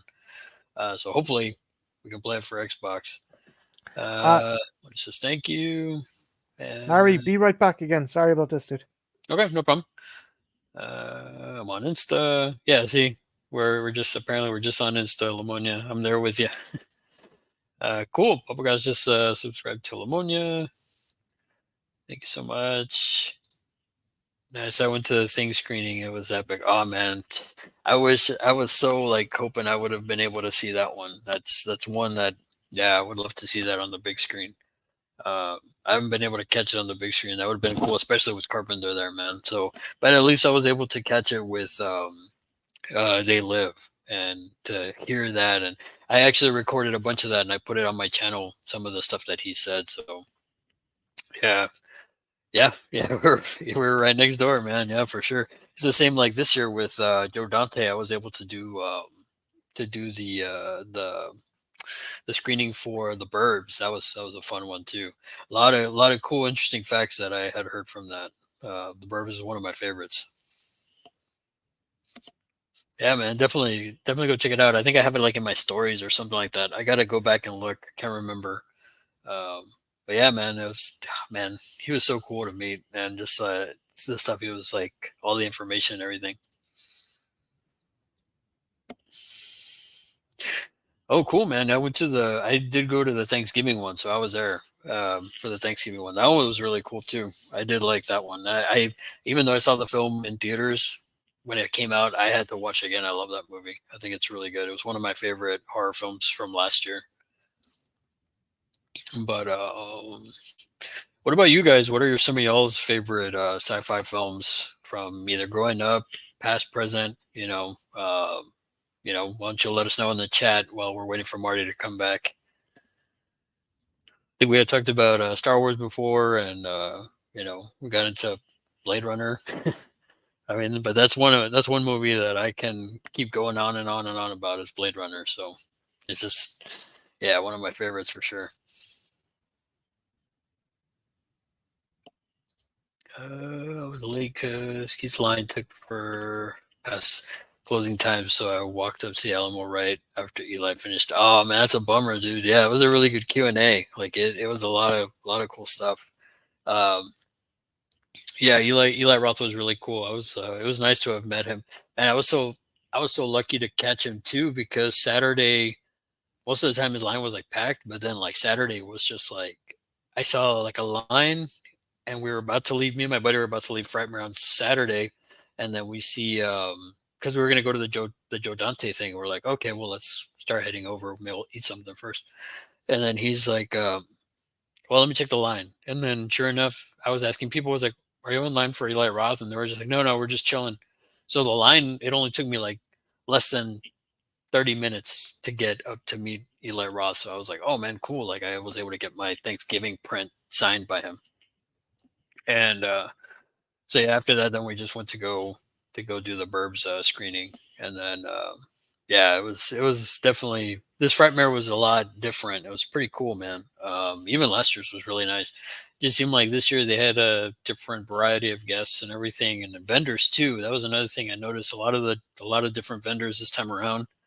There was more of a variety as from previous years, at least in my opinion, which was pretty cool. But yeah, man, I can't wait for the new Blade Runner series to come out. Hopefully, it's good. Can't wait for Alien Romulus. Yeah, some other sci-fi films that I've loved as a kid is like obviously Tron. Love Tron.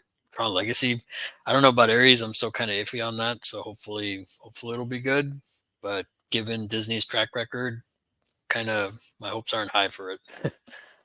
But Tron Legacy. If y'all haven't seen Tron Legacy, beautiful movie. Score is absolutely amazing. And beyond that, trying to think.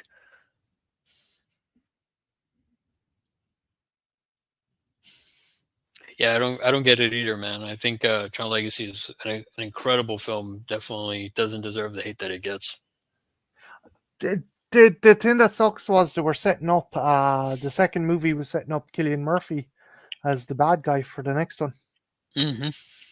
That sucks, man, because he kicks arse. Yeah, man. I that's why I'm so like I'm so bummed that they didn't do they're not sticking to that storyline. It's kind of like they're doing their own thing. Jared Leto wants to do his own thing. I'm like, I don't have high hopes for it, man. Stop putting Jared Leto in big fucking franchises. Yeah, I mean, but it's Disney though, man. It's like I was saying, like I don't have high hopes ever since. If anything, look at Star Wars and Marvel. The state of that right now, it's just kind of like The Fly. That's a good one. The Cronenberg one or the original Fly, the black and white. Goldblum's a madman in that, and it's like I love the effects in that. The Fly 2 always gets me in the feels, man, with the dog scene. That Oh always like, yeah, but I do yeah. like that fucking fucked up happy ending as well. He like Oh yeah. gets fly superpowers. Fucking goes Baxter Stockman and them Hmm. all. If they would have done like so, that tells me they could have done a proper Baxter Stockman with those effects. Can you imagine fucking that thing fighting fucking Jim Henson turtles? Like, Yeah, that would have been nuts, man. Like the having that and then the Jim Henson turtles like going at it, man. Leonardo hacking at the bits with his swords. Like, whoa, dude. Yeah, it's really sad. A lot of franchises are suffering at the hands of Disney. Yeah, pretty much, man. I mean, it is what it is when they buy up everything and they just let whoever, it's like, run their own run their own That show. like Prey, I was really happy that what they done with Prey. I am still very worried about Romulus stuff because I've heard things you wouldn't believe. Man, don't say that, man. I'm like so Sorry, sorry. Maybe I'm I'm like wrong. Maybe I'm wrong.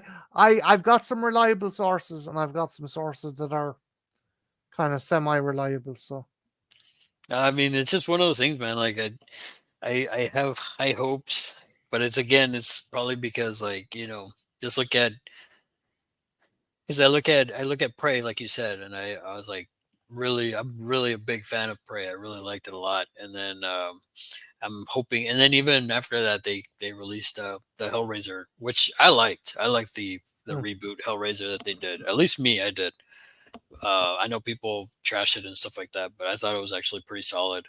And then now with this one, I mean, Fede Alvarez. I mean, I love that Evil Dead remake that he did. It's brutal. It's like so good, man. It's just so bleak and so like dark, and I like it better than Rise too. But well, we're talking about sci-fi, so.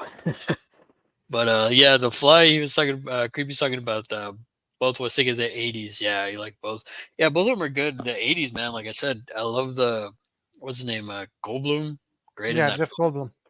And even at the end, Uh, that's sad too, man. When he puts the gun to his head, like even that part is just like, man, just fucking kill me because yeah, just do it. I'm fucking in torture. This is torture. Hmm. Let's see. Holy crap, that would have been epic. Yeah, man. The Baxter Stockman from Fly 2. Yeah, see, even Creepy's on board with it. At least so far. Back to the Future. Oh, that's another one, man. We haven't talked about is Back to the Future. Yeah, I enjoy fucking Back to the Future Part 3. Again, what is it with me having a soft spot for fucking part twos and threes that people hate? I've never hated Part 3. I like Part 3. I like the Old West. Yeah, Like I like the Old West ending. My favorite is Part 2. But again, if you look at it, Part 2 is a darker film. yeah.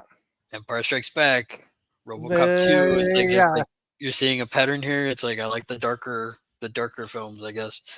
Um, but no, man. I mean, yeah, I think. I feel like that's one that's still pretty sacred is Back to the Future. And I think they've said like the guys that created it that they'll never allow it. They'll never allow a remake of that, which Mm. is great to hear, man. I mean, I'm sure once they pass, I'm sure their families will Oh, probably be like like, Like you fucking your scruples can change quickly when someone dumps a fucking ton of money in front of you. Yeah, I guess so, man. It's just like you know what would have been cool? A cool I don't know if they'll do a remake, but maybe a sequel is Flight of the Navigator. That'd be a cool one. Yeah, that's a weird one as well because I always used to get that confused with Explorers. Um, actually, yeah, I don't mind TMNT 3. I All right, didn't. this stream is over, guys. I didn't say it's a good movie, and I didn't say I fucking love it. I don't mind it. There's some really good elements. That was actually part of an event. That it was the plot, the elements from that movie were featured in both the comics and the animated show at the same time. I bet you didn't know Really? that. Yeah. The animated show references the moments, the events in the movie. Or no, I tell a lie. The movie references events in the animated show, which is also referencing stuff that took place in the Mirage comic.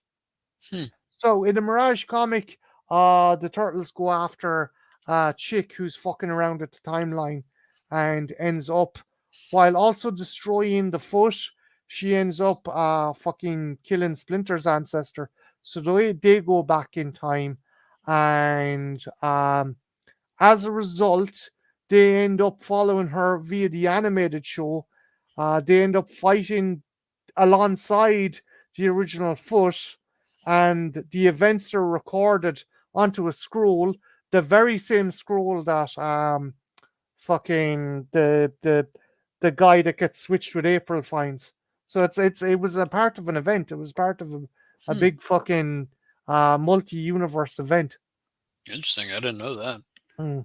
I just I don't know, man. It's Till no, it's there's some cool ideas, but it's badly executed, and you can really tell that the animatronics are nowhere up to snuff to fucking Jim Henson's studio.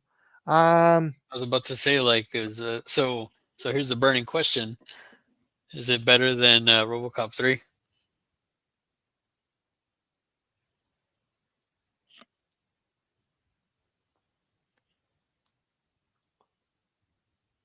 I would say yes.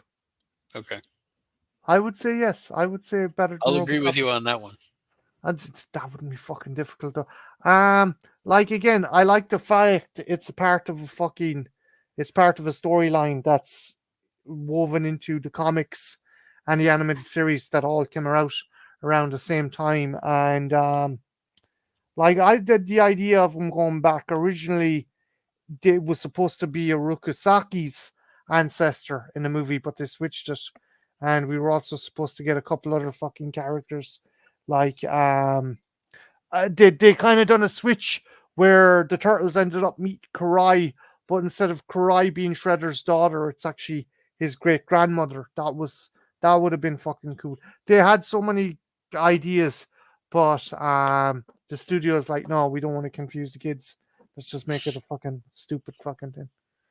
Yeah, I mean, I guess, and even then, if you think about it, after the first one, they were trying to make it more for kids anyway. Yeah, Because even in the second one, it was like, yeah. Well, you fucking Michelangelo using fucking salami as nunchucks yeah, and it shit. was It's like, like, really, or why? the yo-yo.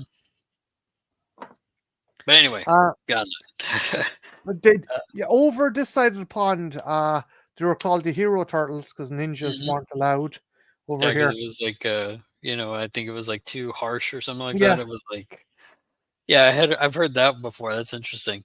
and Um, the fucking nunchucks were removed. The mhm. Michelangelo ended up using his fucking his grappling hook for the majority of the series.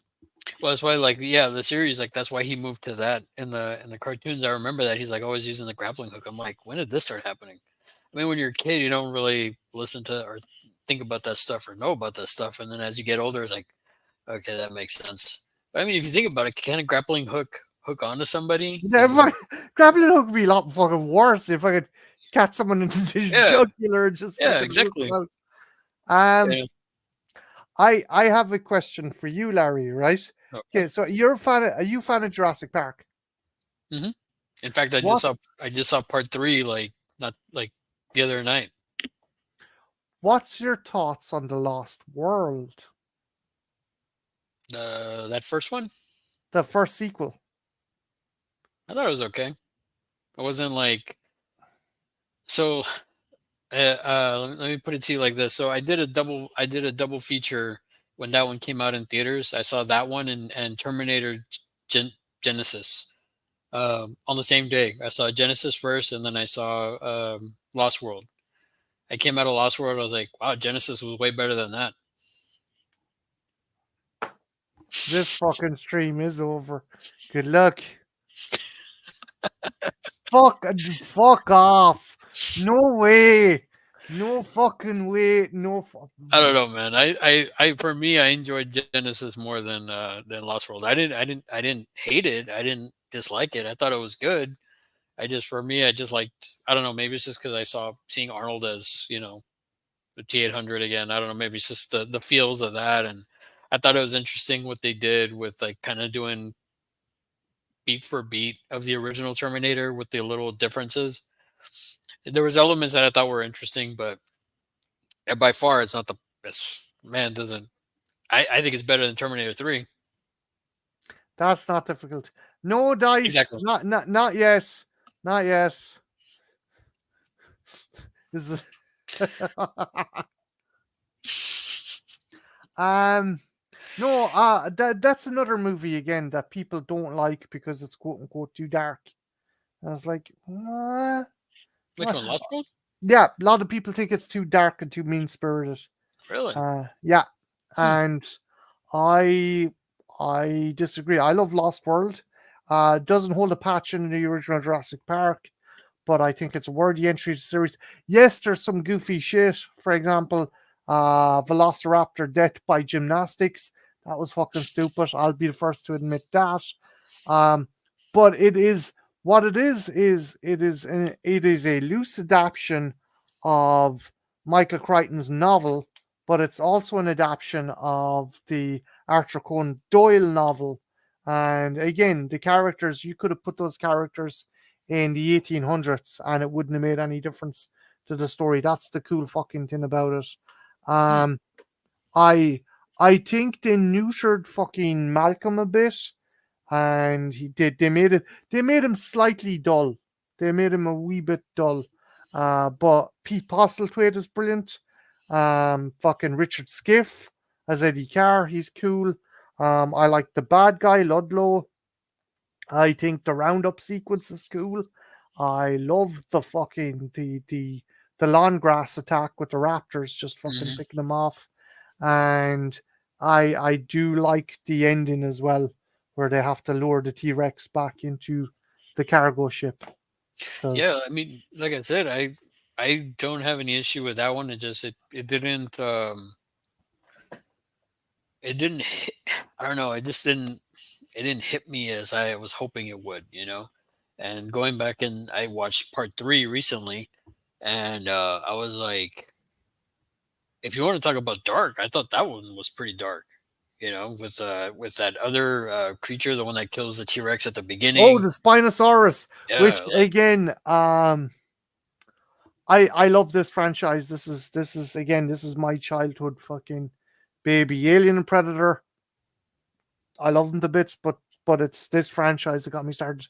Um, yeah, like the Spinosaurus versus Rex thing. What happened was they got a dude who had been, I think it was Robert Backer, or was it something Burke? I'm not sure, but they brought him on, and basically, um, if if the studio said we want our dinosaur to do this, and he'd go, yeah, the dinosaur, you definitely do this. This is what it do. Jurassic Park, the franchise, is a double-edged sword for the paleo community because it's gotten people interested in dinosaurs, but it has also led to the spread of so much misinformation. First off, Spinosaurus was, I don't know what the term for an animal that can go fluctuate between quadruped and biped was, but it was that. It was mainly its mass, particularly its fin, required it to be on four fucking limbs rather than two, and it was primarily a fish eater. This is Mm. not something that goes out of the way and goes, I'm gonna fucking throw down with this apex predator. But again, your man had a hard on. The advisor they got had a hard on and a theory that Spinosaurus was an apex predator, and he pushed that onto the fucking onto the executives and said, "Oh, this is going to be the next big thing." And that kind of took. I'm sorry, I'm going to fucking tangent, which you don't need to be hearing, but Yeah, yeah, no, it's all good. Jurassic Park. Love the franchise, but it's a double-edged sword. It's gotten people interested in dinosaurs, but it has also spread a lot of bullshit about dinosaurs as well. So, I mean, I looked at it as like that they're, I mean, they're genetically enhanced. oh yeah, yeah, yeah, So yeah. it's like I didn't really look at it as like, oh, this is exactly what these are. That's why, even with when that scene, that another thing going back to, like, I thought the third one was pretty dark, is like when they're setting that trap with the guy, and you see the raptor like put a claw into his back, and then like when they're gonna take off running, grabs his neck and snaps it, and they take off running. I was like, holy crap, man! I was like, all right, you know. It was a lot more vicious and a lot fucking darker in some aspects. But Um, I definitely think The Lost World is darker because you've got that fucking. He's a Mexican actor and he turns up in everything, and like he causes Peter Stormare to die because he's listening to his Walkman, and then he gets flattened and he's stuck to the bottom of the Rex's foot. I thought that was pretty cool. But yeah, no, the Jurassic Park franchise, for all its problems and for all its inaccuracies, at least it has the excuse of coming out in a time where people were just kind of really getting around doing research on dinosaurs. Whereas the Jurassic World franchise, the paleo community knew so much, and the executives and studio heads and stuff could have went to people who knew that, but they just went ahead and repeated the same old fucking bullshit that the other, and again, I'm using the term bullshit, but I still affectionately love those movies. But they could have course corrected um the newer movies to be more paleo accurate and more in line with contemporary Mhm. discoveries, but they didn't. They didn't want to change. They didn't want to make avian raptors. They didn't want to make raptors with feathers or fucking plumage or anything. They the hell, for all fucking JP's trees fucking flaws, they tried giving fucking their raptors plumage. But Mhm. no, when they redone the newer movies, we had velociraptors that looked very like the ones from the first movie. Sorry, tangent again. It's all good, man. It's all good. Um, Voga says, like comment Michael J. Fox and Christopher Lloyd. That's cool, man. Um, after Frightmare, no, literally the weekend after Frightmare, they were both in at Comic Palooza in Houston. So a buddy of mine was wanting to go see Michael J. Fox, as he hasn't met him, and I've met Christopher Lloyd before. He's really, really, really cool. Really, really nice guy. That's one that I was like, I had just come back from Frightmare, and I was like, ah, man, I can't swing that. Plus, what he was charging was kind of like, it's kind of rough, man. But hopefully, you get to meet him, man. I mean, from what I've heard, he's like really, really cool and really, really nice. Let's see. Yeah, Turtles 3 over RoboCop for sure. I'm with you there, man. RoboCop is horrible. Combat cool cuts. Jesus. I feel like they made it's way too big in the third film. Oh, I'm guessing for TMNT 3. Yeah. Yeah, that's sort of the. I want to saying hi to Dice. Let's see. Since you guys are back on dinos, I gotta say thanks again for all the recommendations for stuff to watch with the little guy. A bunch I hadn't thought of. He Dino Riders now, and we're back. Definitely check out McGee. Check out fucking Cadillacs and Dinosaurs. I don't always do this, Dice. Most of the time I do it, not always. Okay. Yeah, yeah, man, I've heard that too. He's getting up there, man. I made the mistake of not meeting Carrie Fisher. Like I was going to go meet her, or I wanted to go meet her, Yeah, and I but ended up not meeting her. no one could fucking predict that Carrie Fisher was going to pass away. And that was And the thing too. Going kind of sort of interrupt you, man. Is just like I was like, okay, she was coming to another city. Like I think it was like the year that she passed. Like they announced that she was going to go there, and I had already bought my tickets. I'm like, okay, this time I'm going to meet her. And sure enough, like she had passed, and I was like, oh man, I so would have loved to have met her. I got to meet um,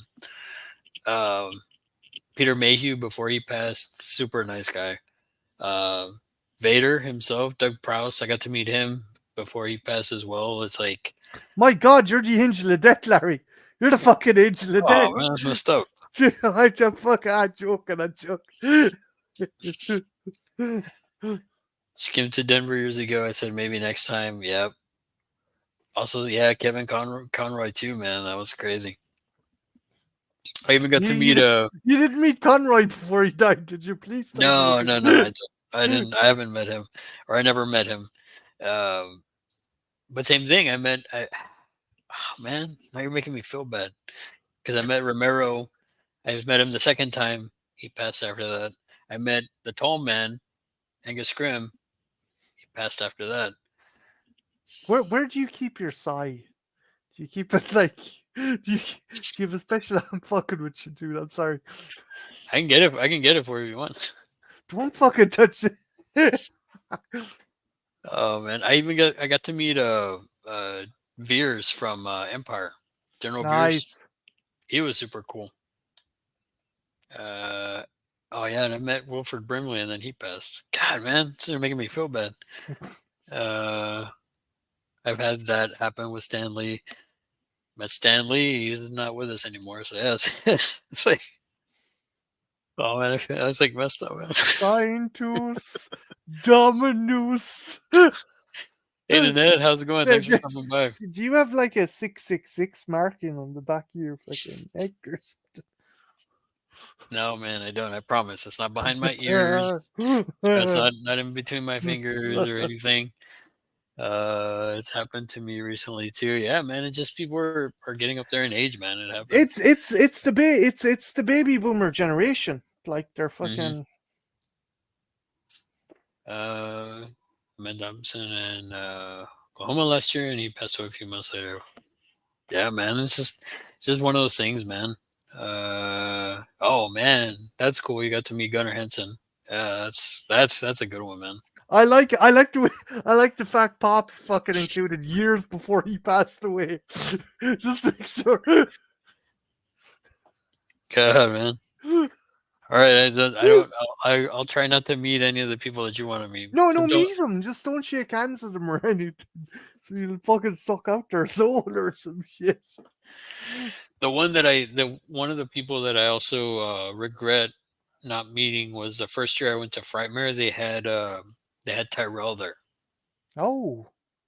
and I didn't get to meet him because the only reason being is at the time I didn't realize he was because he went to Frightmare and they were pushing him as Lloyd the bartender from The Mm-hmm. Shining, and I totally did not realize. I Thought it was totally did not that it was Tyrell. Tyrell, and I was so mad that like once because I think like after that he passed away, and I was just like, oh man, it's like I wish I would have been able to meet him because I mean obviously I'm not gonna meet Rutger Hauer now.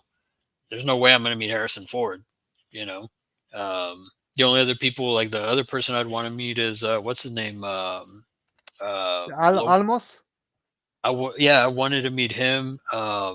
Rachel, I haven't seen her come to any, or Sean Yun, I haven't Onion. seen her do anything, any cons or anything like that. Not recently or near me or anything. I would like to meet Almost, and I would like to meet. Hopefully, I get to meet. Who's the other person? The guy that plays. I don't even know if he's passed away or not. The guy that plays. Oh, he played Farnham in Deadwood as well. Leon, is it Leon? Not No, no. Leon. No, no. I know the guy who owns the fucking apartment that makes the Yeah, yeah. clockwork. Fucking, I Hmm. know who you're talking about. I think he, Sebastian. yeah, I JF, think he JF passed Sebastian. away. Did he? Oh I man. think maybe I'm wrong. Here's a Ford. Auto signings is expensive. Oh man, I can imagine. I can imagine he's expensive. Yeah, yeah. I wouldn't like him. And the only other person I'm missing from my thing poster is Kurt Russell. Like that's the only person I'm missing. If I could, same thing. I'm never gonna meet him either. I think he only does like signings at like for his wine or something like that. From what I've heard, he doesn't do Get him any to like sign it, con. and you go, "Your son sucks as Captain America." What? You want me to put that on the thing print? Like, yeah, if you believe enough, and you're at least delusional enough. I mean, I'm surprised at the people I have met. I'm surprised I got to meet Carpenter last year. I never thought I was gonna get to meet him. Oh, the person I was talking about was Lopan, Oh, Victor Wong. yeah, Victor Wong's great. Like he's the only other person I'd want to meet from Blade Runner that's still around. Like that would be really cool. I mean, I'm not going to make a joke. because I don't think I'd meet what's her name, Pris. I don't think I'd meet Daryl Hannah. I You don't see her probably doing could. Apparently, she's doing a convention circuit now a lot. really. Yeah, Man, I didn't know about that. My advisor CRC Collectibles did two private signings with Sean Young last year. Oh man, that's awesome. That's really cool. Yeah, a lot of them do charity signings pretty much. Yeah, well, it's like what's her name too? Speaking of Linda Blair, like Papa Gus got an autograph of Linda Blair recently. She, if you buy an autograph from her, it goes to her ranch, her charity. charity. And same with I think Jamie Lee Curtis. She only does like charity signings Yeah, stuff too. Like she doesn't do any conventions or anything like that. I think she was at the H45, but on that that's another one. I don't think I'll ever meet her.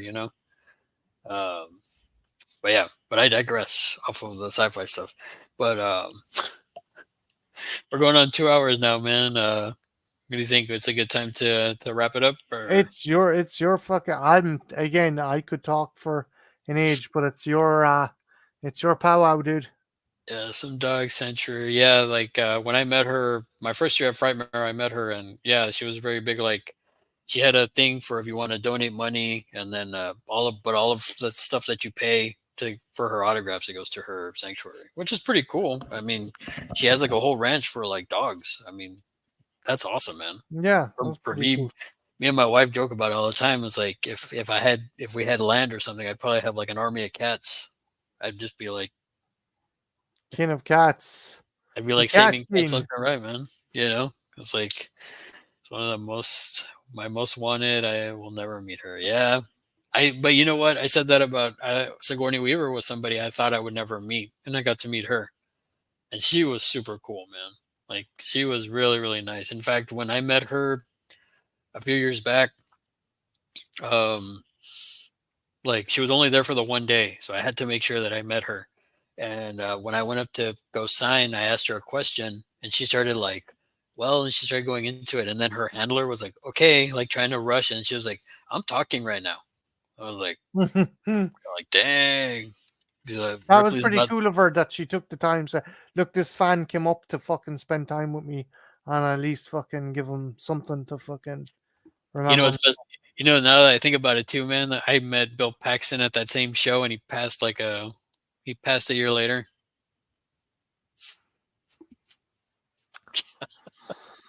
Jesus. Oh, now you got me all feeling bad, Marty, man. No, That's fucked up. look. I'm sure it's just all a coincidence. Okay. Wow, that's cool, man. Found a graphic novel last year, and she signed, and that's the closest I'll have. Wow, man, that's pretty cool. I have a list of people that I want to meet, but most of them are people I could meet. That's cool. That's how Robert England is. Robert England is a great storyteller, man. He is incredibly cool. She told me she told them to fall back. I can take it. You get back. No, the other thing too. I mean, I guess to kind of like before we wrap this up, is there any honorable mentions for like horror stuff that like we haven't talked about or haven't brought up from the 80s or any era of film? Pandorum is another fucking movie I think more people need to see. Which one's that one? Um, it's it's a very loose sequel to Event Horizon. Jeremy Bolt, the guy who wrote Event Horizon, wrote this one. Uh, it's produced by Paul W.S. Anderson. Hmm. Essentially, Ben Foster wakes up in a cryotube with no memory who he is, where he is, what's going on. He meets up with Dennis Quaid, and his ship is infested with mutant cannibals. Is You've that the never one? seen? Is that the one with the cover is like a hand? Yeah. And that one, I haven't seen that one. I've seen Oh, the. it kicks arse. You need to check it out. You'd fucking do it. You'd dig it. Have you seen did you ever see Dune? Not Dune. Moon with Oh, Rockwell. yeah, Sam Rockwell and yeah, I enjoyed that. Is it fucking? Oh Christ! Is it your man's son? Is it fucking Christ? Is it whose son? Mick Jagger's son that directed that. Maybe I'm wrong. Or David Bowie's son. Thank you. It's David Bowie's son that directed that. He also directed the Warcraft movie, which wasn't that good. Made money, but overseas though. Hmm. You know, would make a cool limited series. Oh, I gotta check it out, man. I mean, I'm It probably gonna have to kicks look it up arse. and check it out. Underrated film for sure. He'll sit and talk to everybody for a long time. Yeah. Speaking of Robert England, yeah, he'll man, he's a great storyteller, man. Like I can go on and on about him. Like I've met him a couple times, and he's great. Uh, no, and then I guess the other one that I was gonna bring up too was what are your thoughts on what's that other one? I just had it on the tip of my tongue too. Um, What's it about? so going back to the Blade Runner universe, Soldier. I love Soldier. Soldier's kick ass. Soldier is essentially a remake of Shane. Hmm. Um, But and do you think it's a part of the Blade Runner universe? well, there's a spinner and the guy. Like the thing is, a lot of those movies, like fucking Blade Runner, you could connect. You could make an entire universe, right? So, okay, Alien and Predator have crossed over, but Predator took place in Valverde, which is a country where the evil dictator in Die Hard 2 is from, and also is the same country in Commando. Hmm. And then you could link it to fucking Terminator, because a lot of people theorize that the Hyperdyne system is a fucking reintegrated version of Cyberdyne. So, and Hmm. then you've stuff in the fucking Prometheus supplemental material about Yeah, like the fucking engineers, right? yeah, yeah, and Yeah, and then even 2049, supposedly you see in the tubes, you see like an engineer in the tube, and then supposedly in the original Blade Runner, you see like the Weyland Yutani symbol yeah, somewhere, in the I which, background. which I They're haven't seen all it. connected. They're all fucking connected. Like. Yeah, so like that's the one thing I like Soldier as well. I mean, I think that one's really cool. I feel like that one, doesn't get as much love as it should. Stargate, same thing. I think Stargate is another one that's pretty good. Um, I still like the movie over the show. I do like that first show that they did, but I still go with the film. Um, do you like the Dune movies? If so, which do you like the most?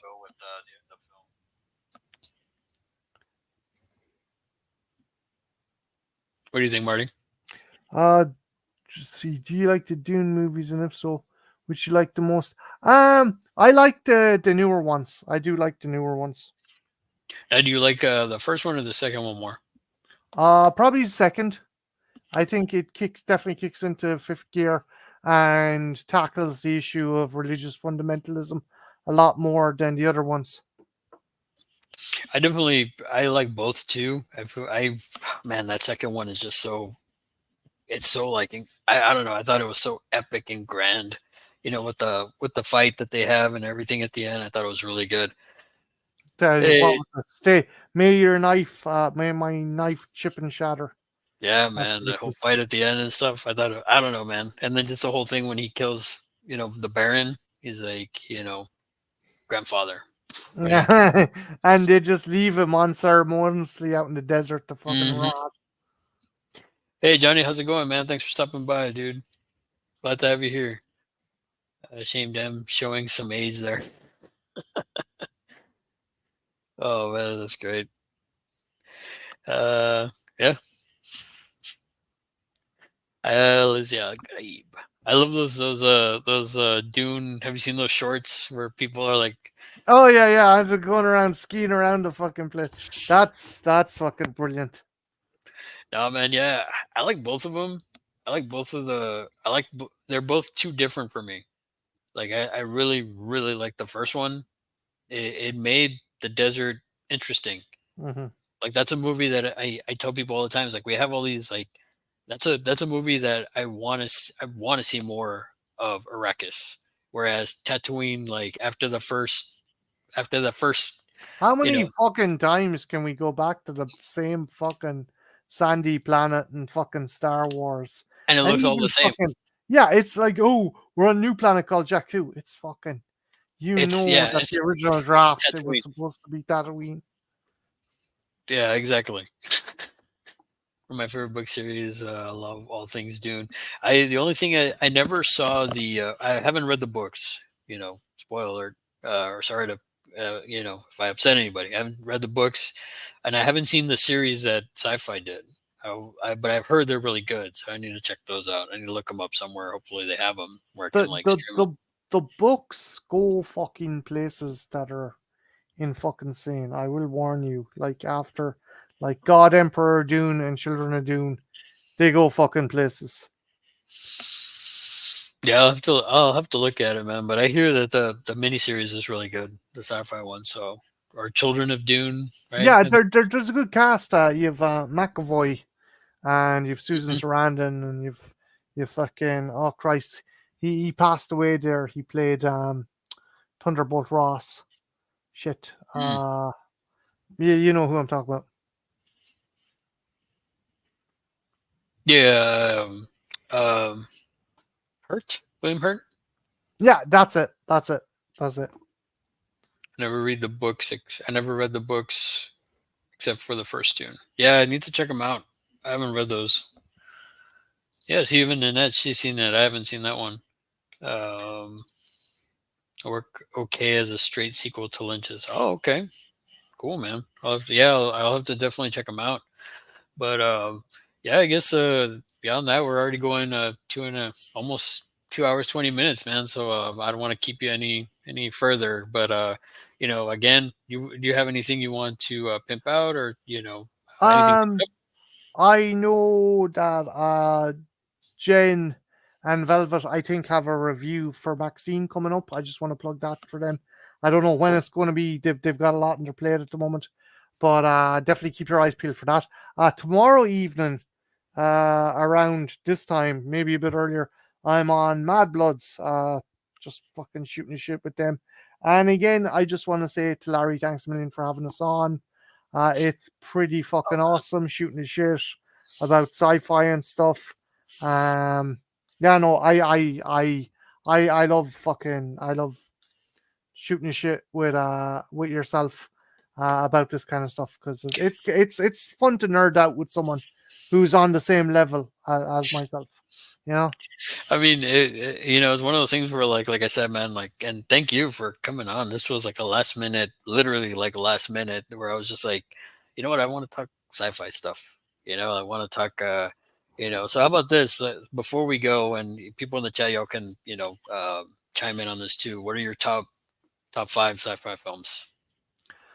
Okay, so oh Jesus, you bastard. The Teen, Alien 3, Jurassic Park, Terminator,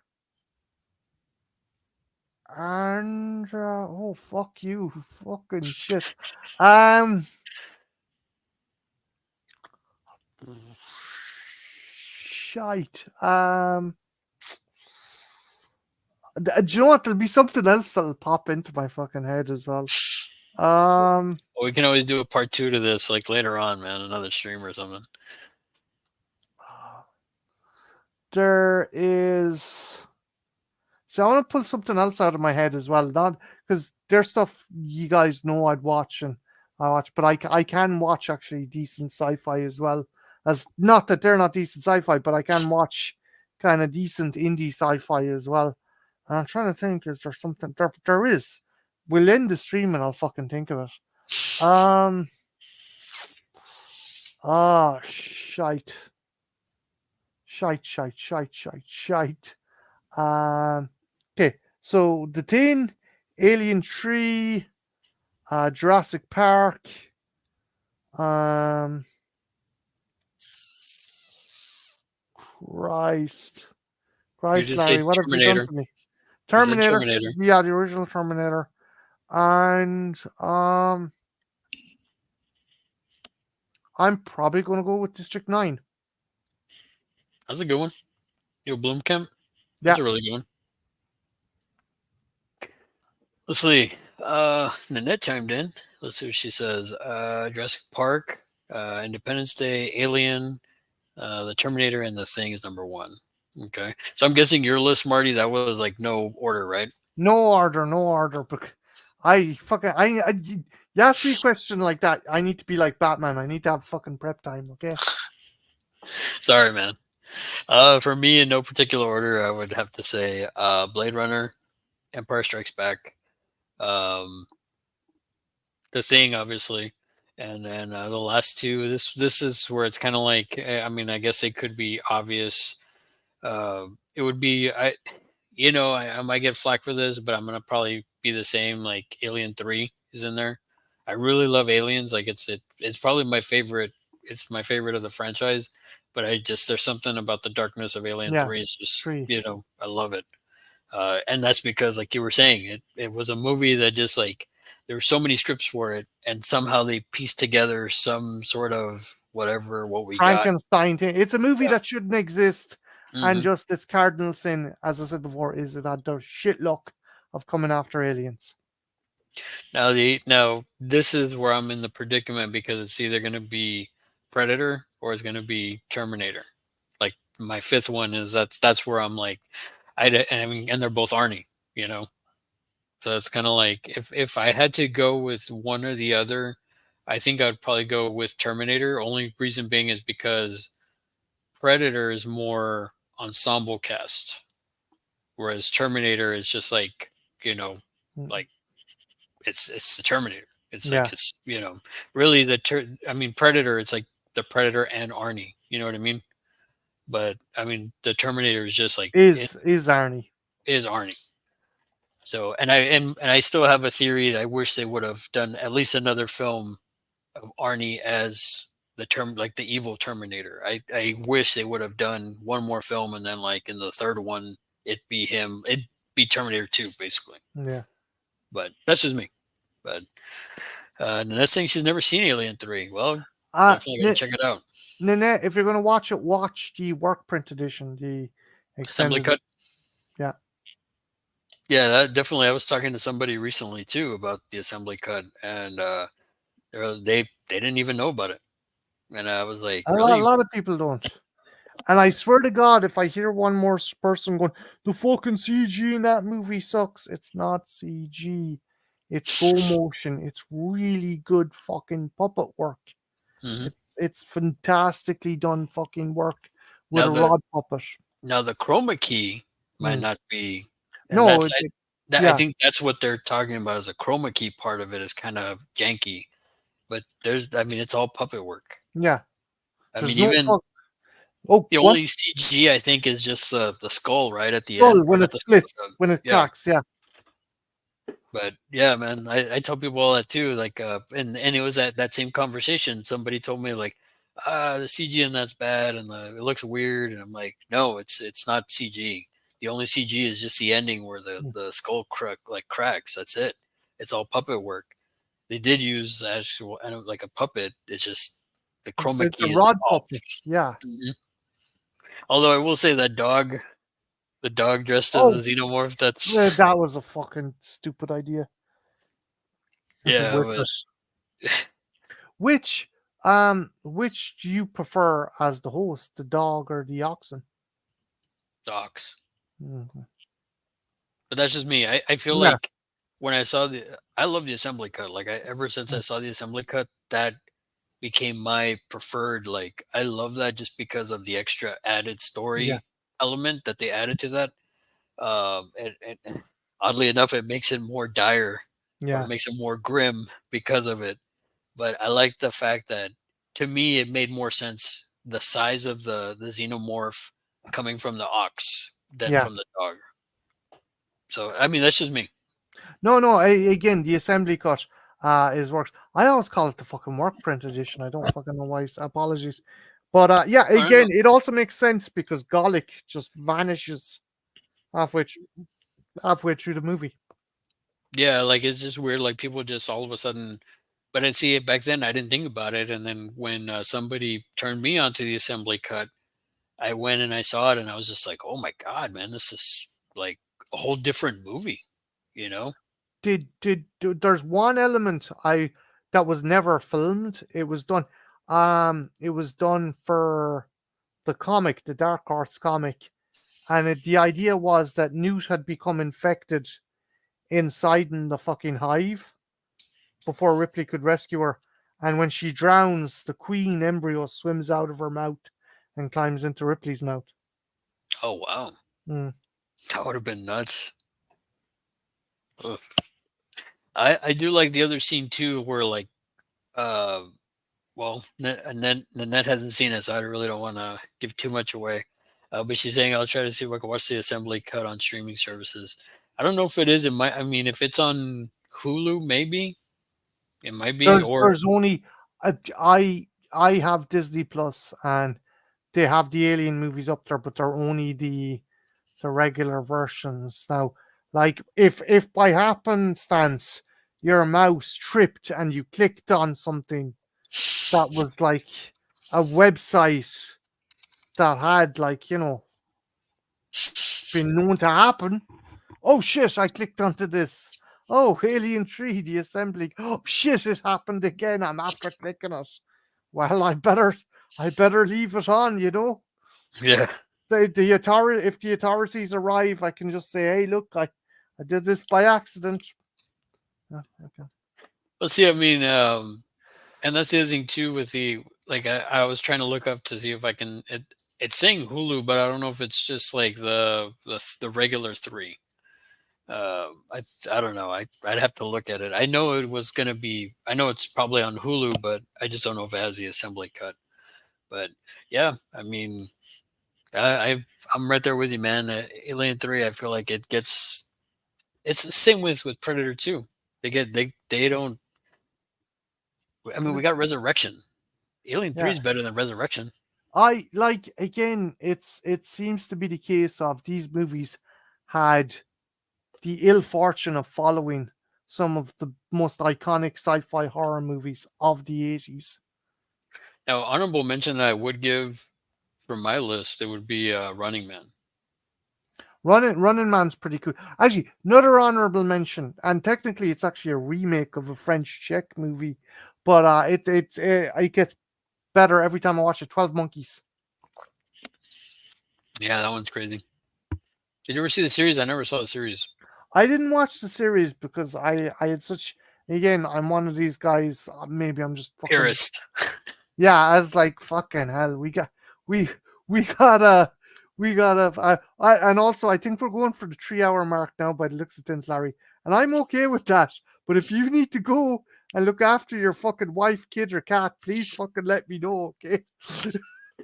No, no, man. We'll finish up once you get your thought out, man, and we'll No, wrap it no. up. It's a for me. 12 Monkeys is a perfect movie.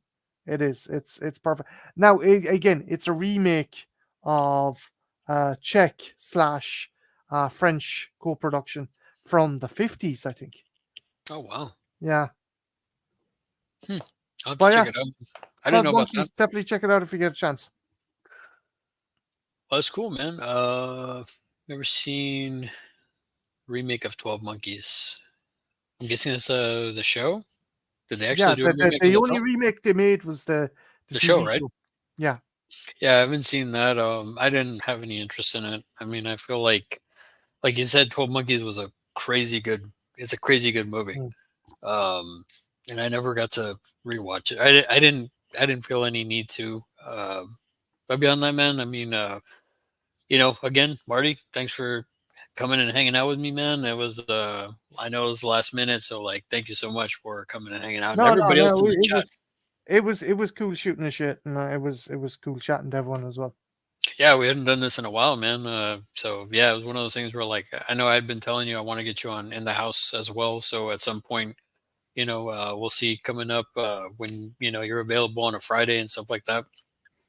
But everybody else in the chat, I mean, I shout out to you all, Nanette, Lamonia, Don, Dice, Creepy McGee, Papagas, let's see, Johnny with the Wild Guys, who am I missing? Mr. Dan was here.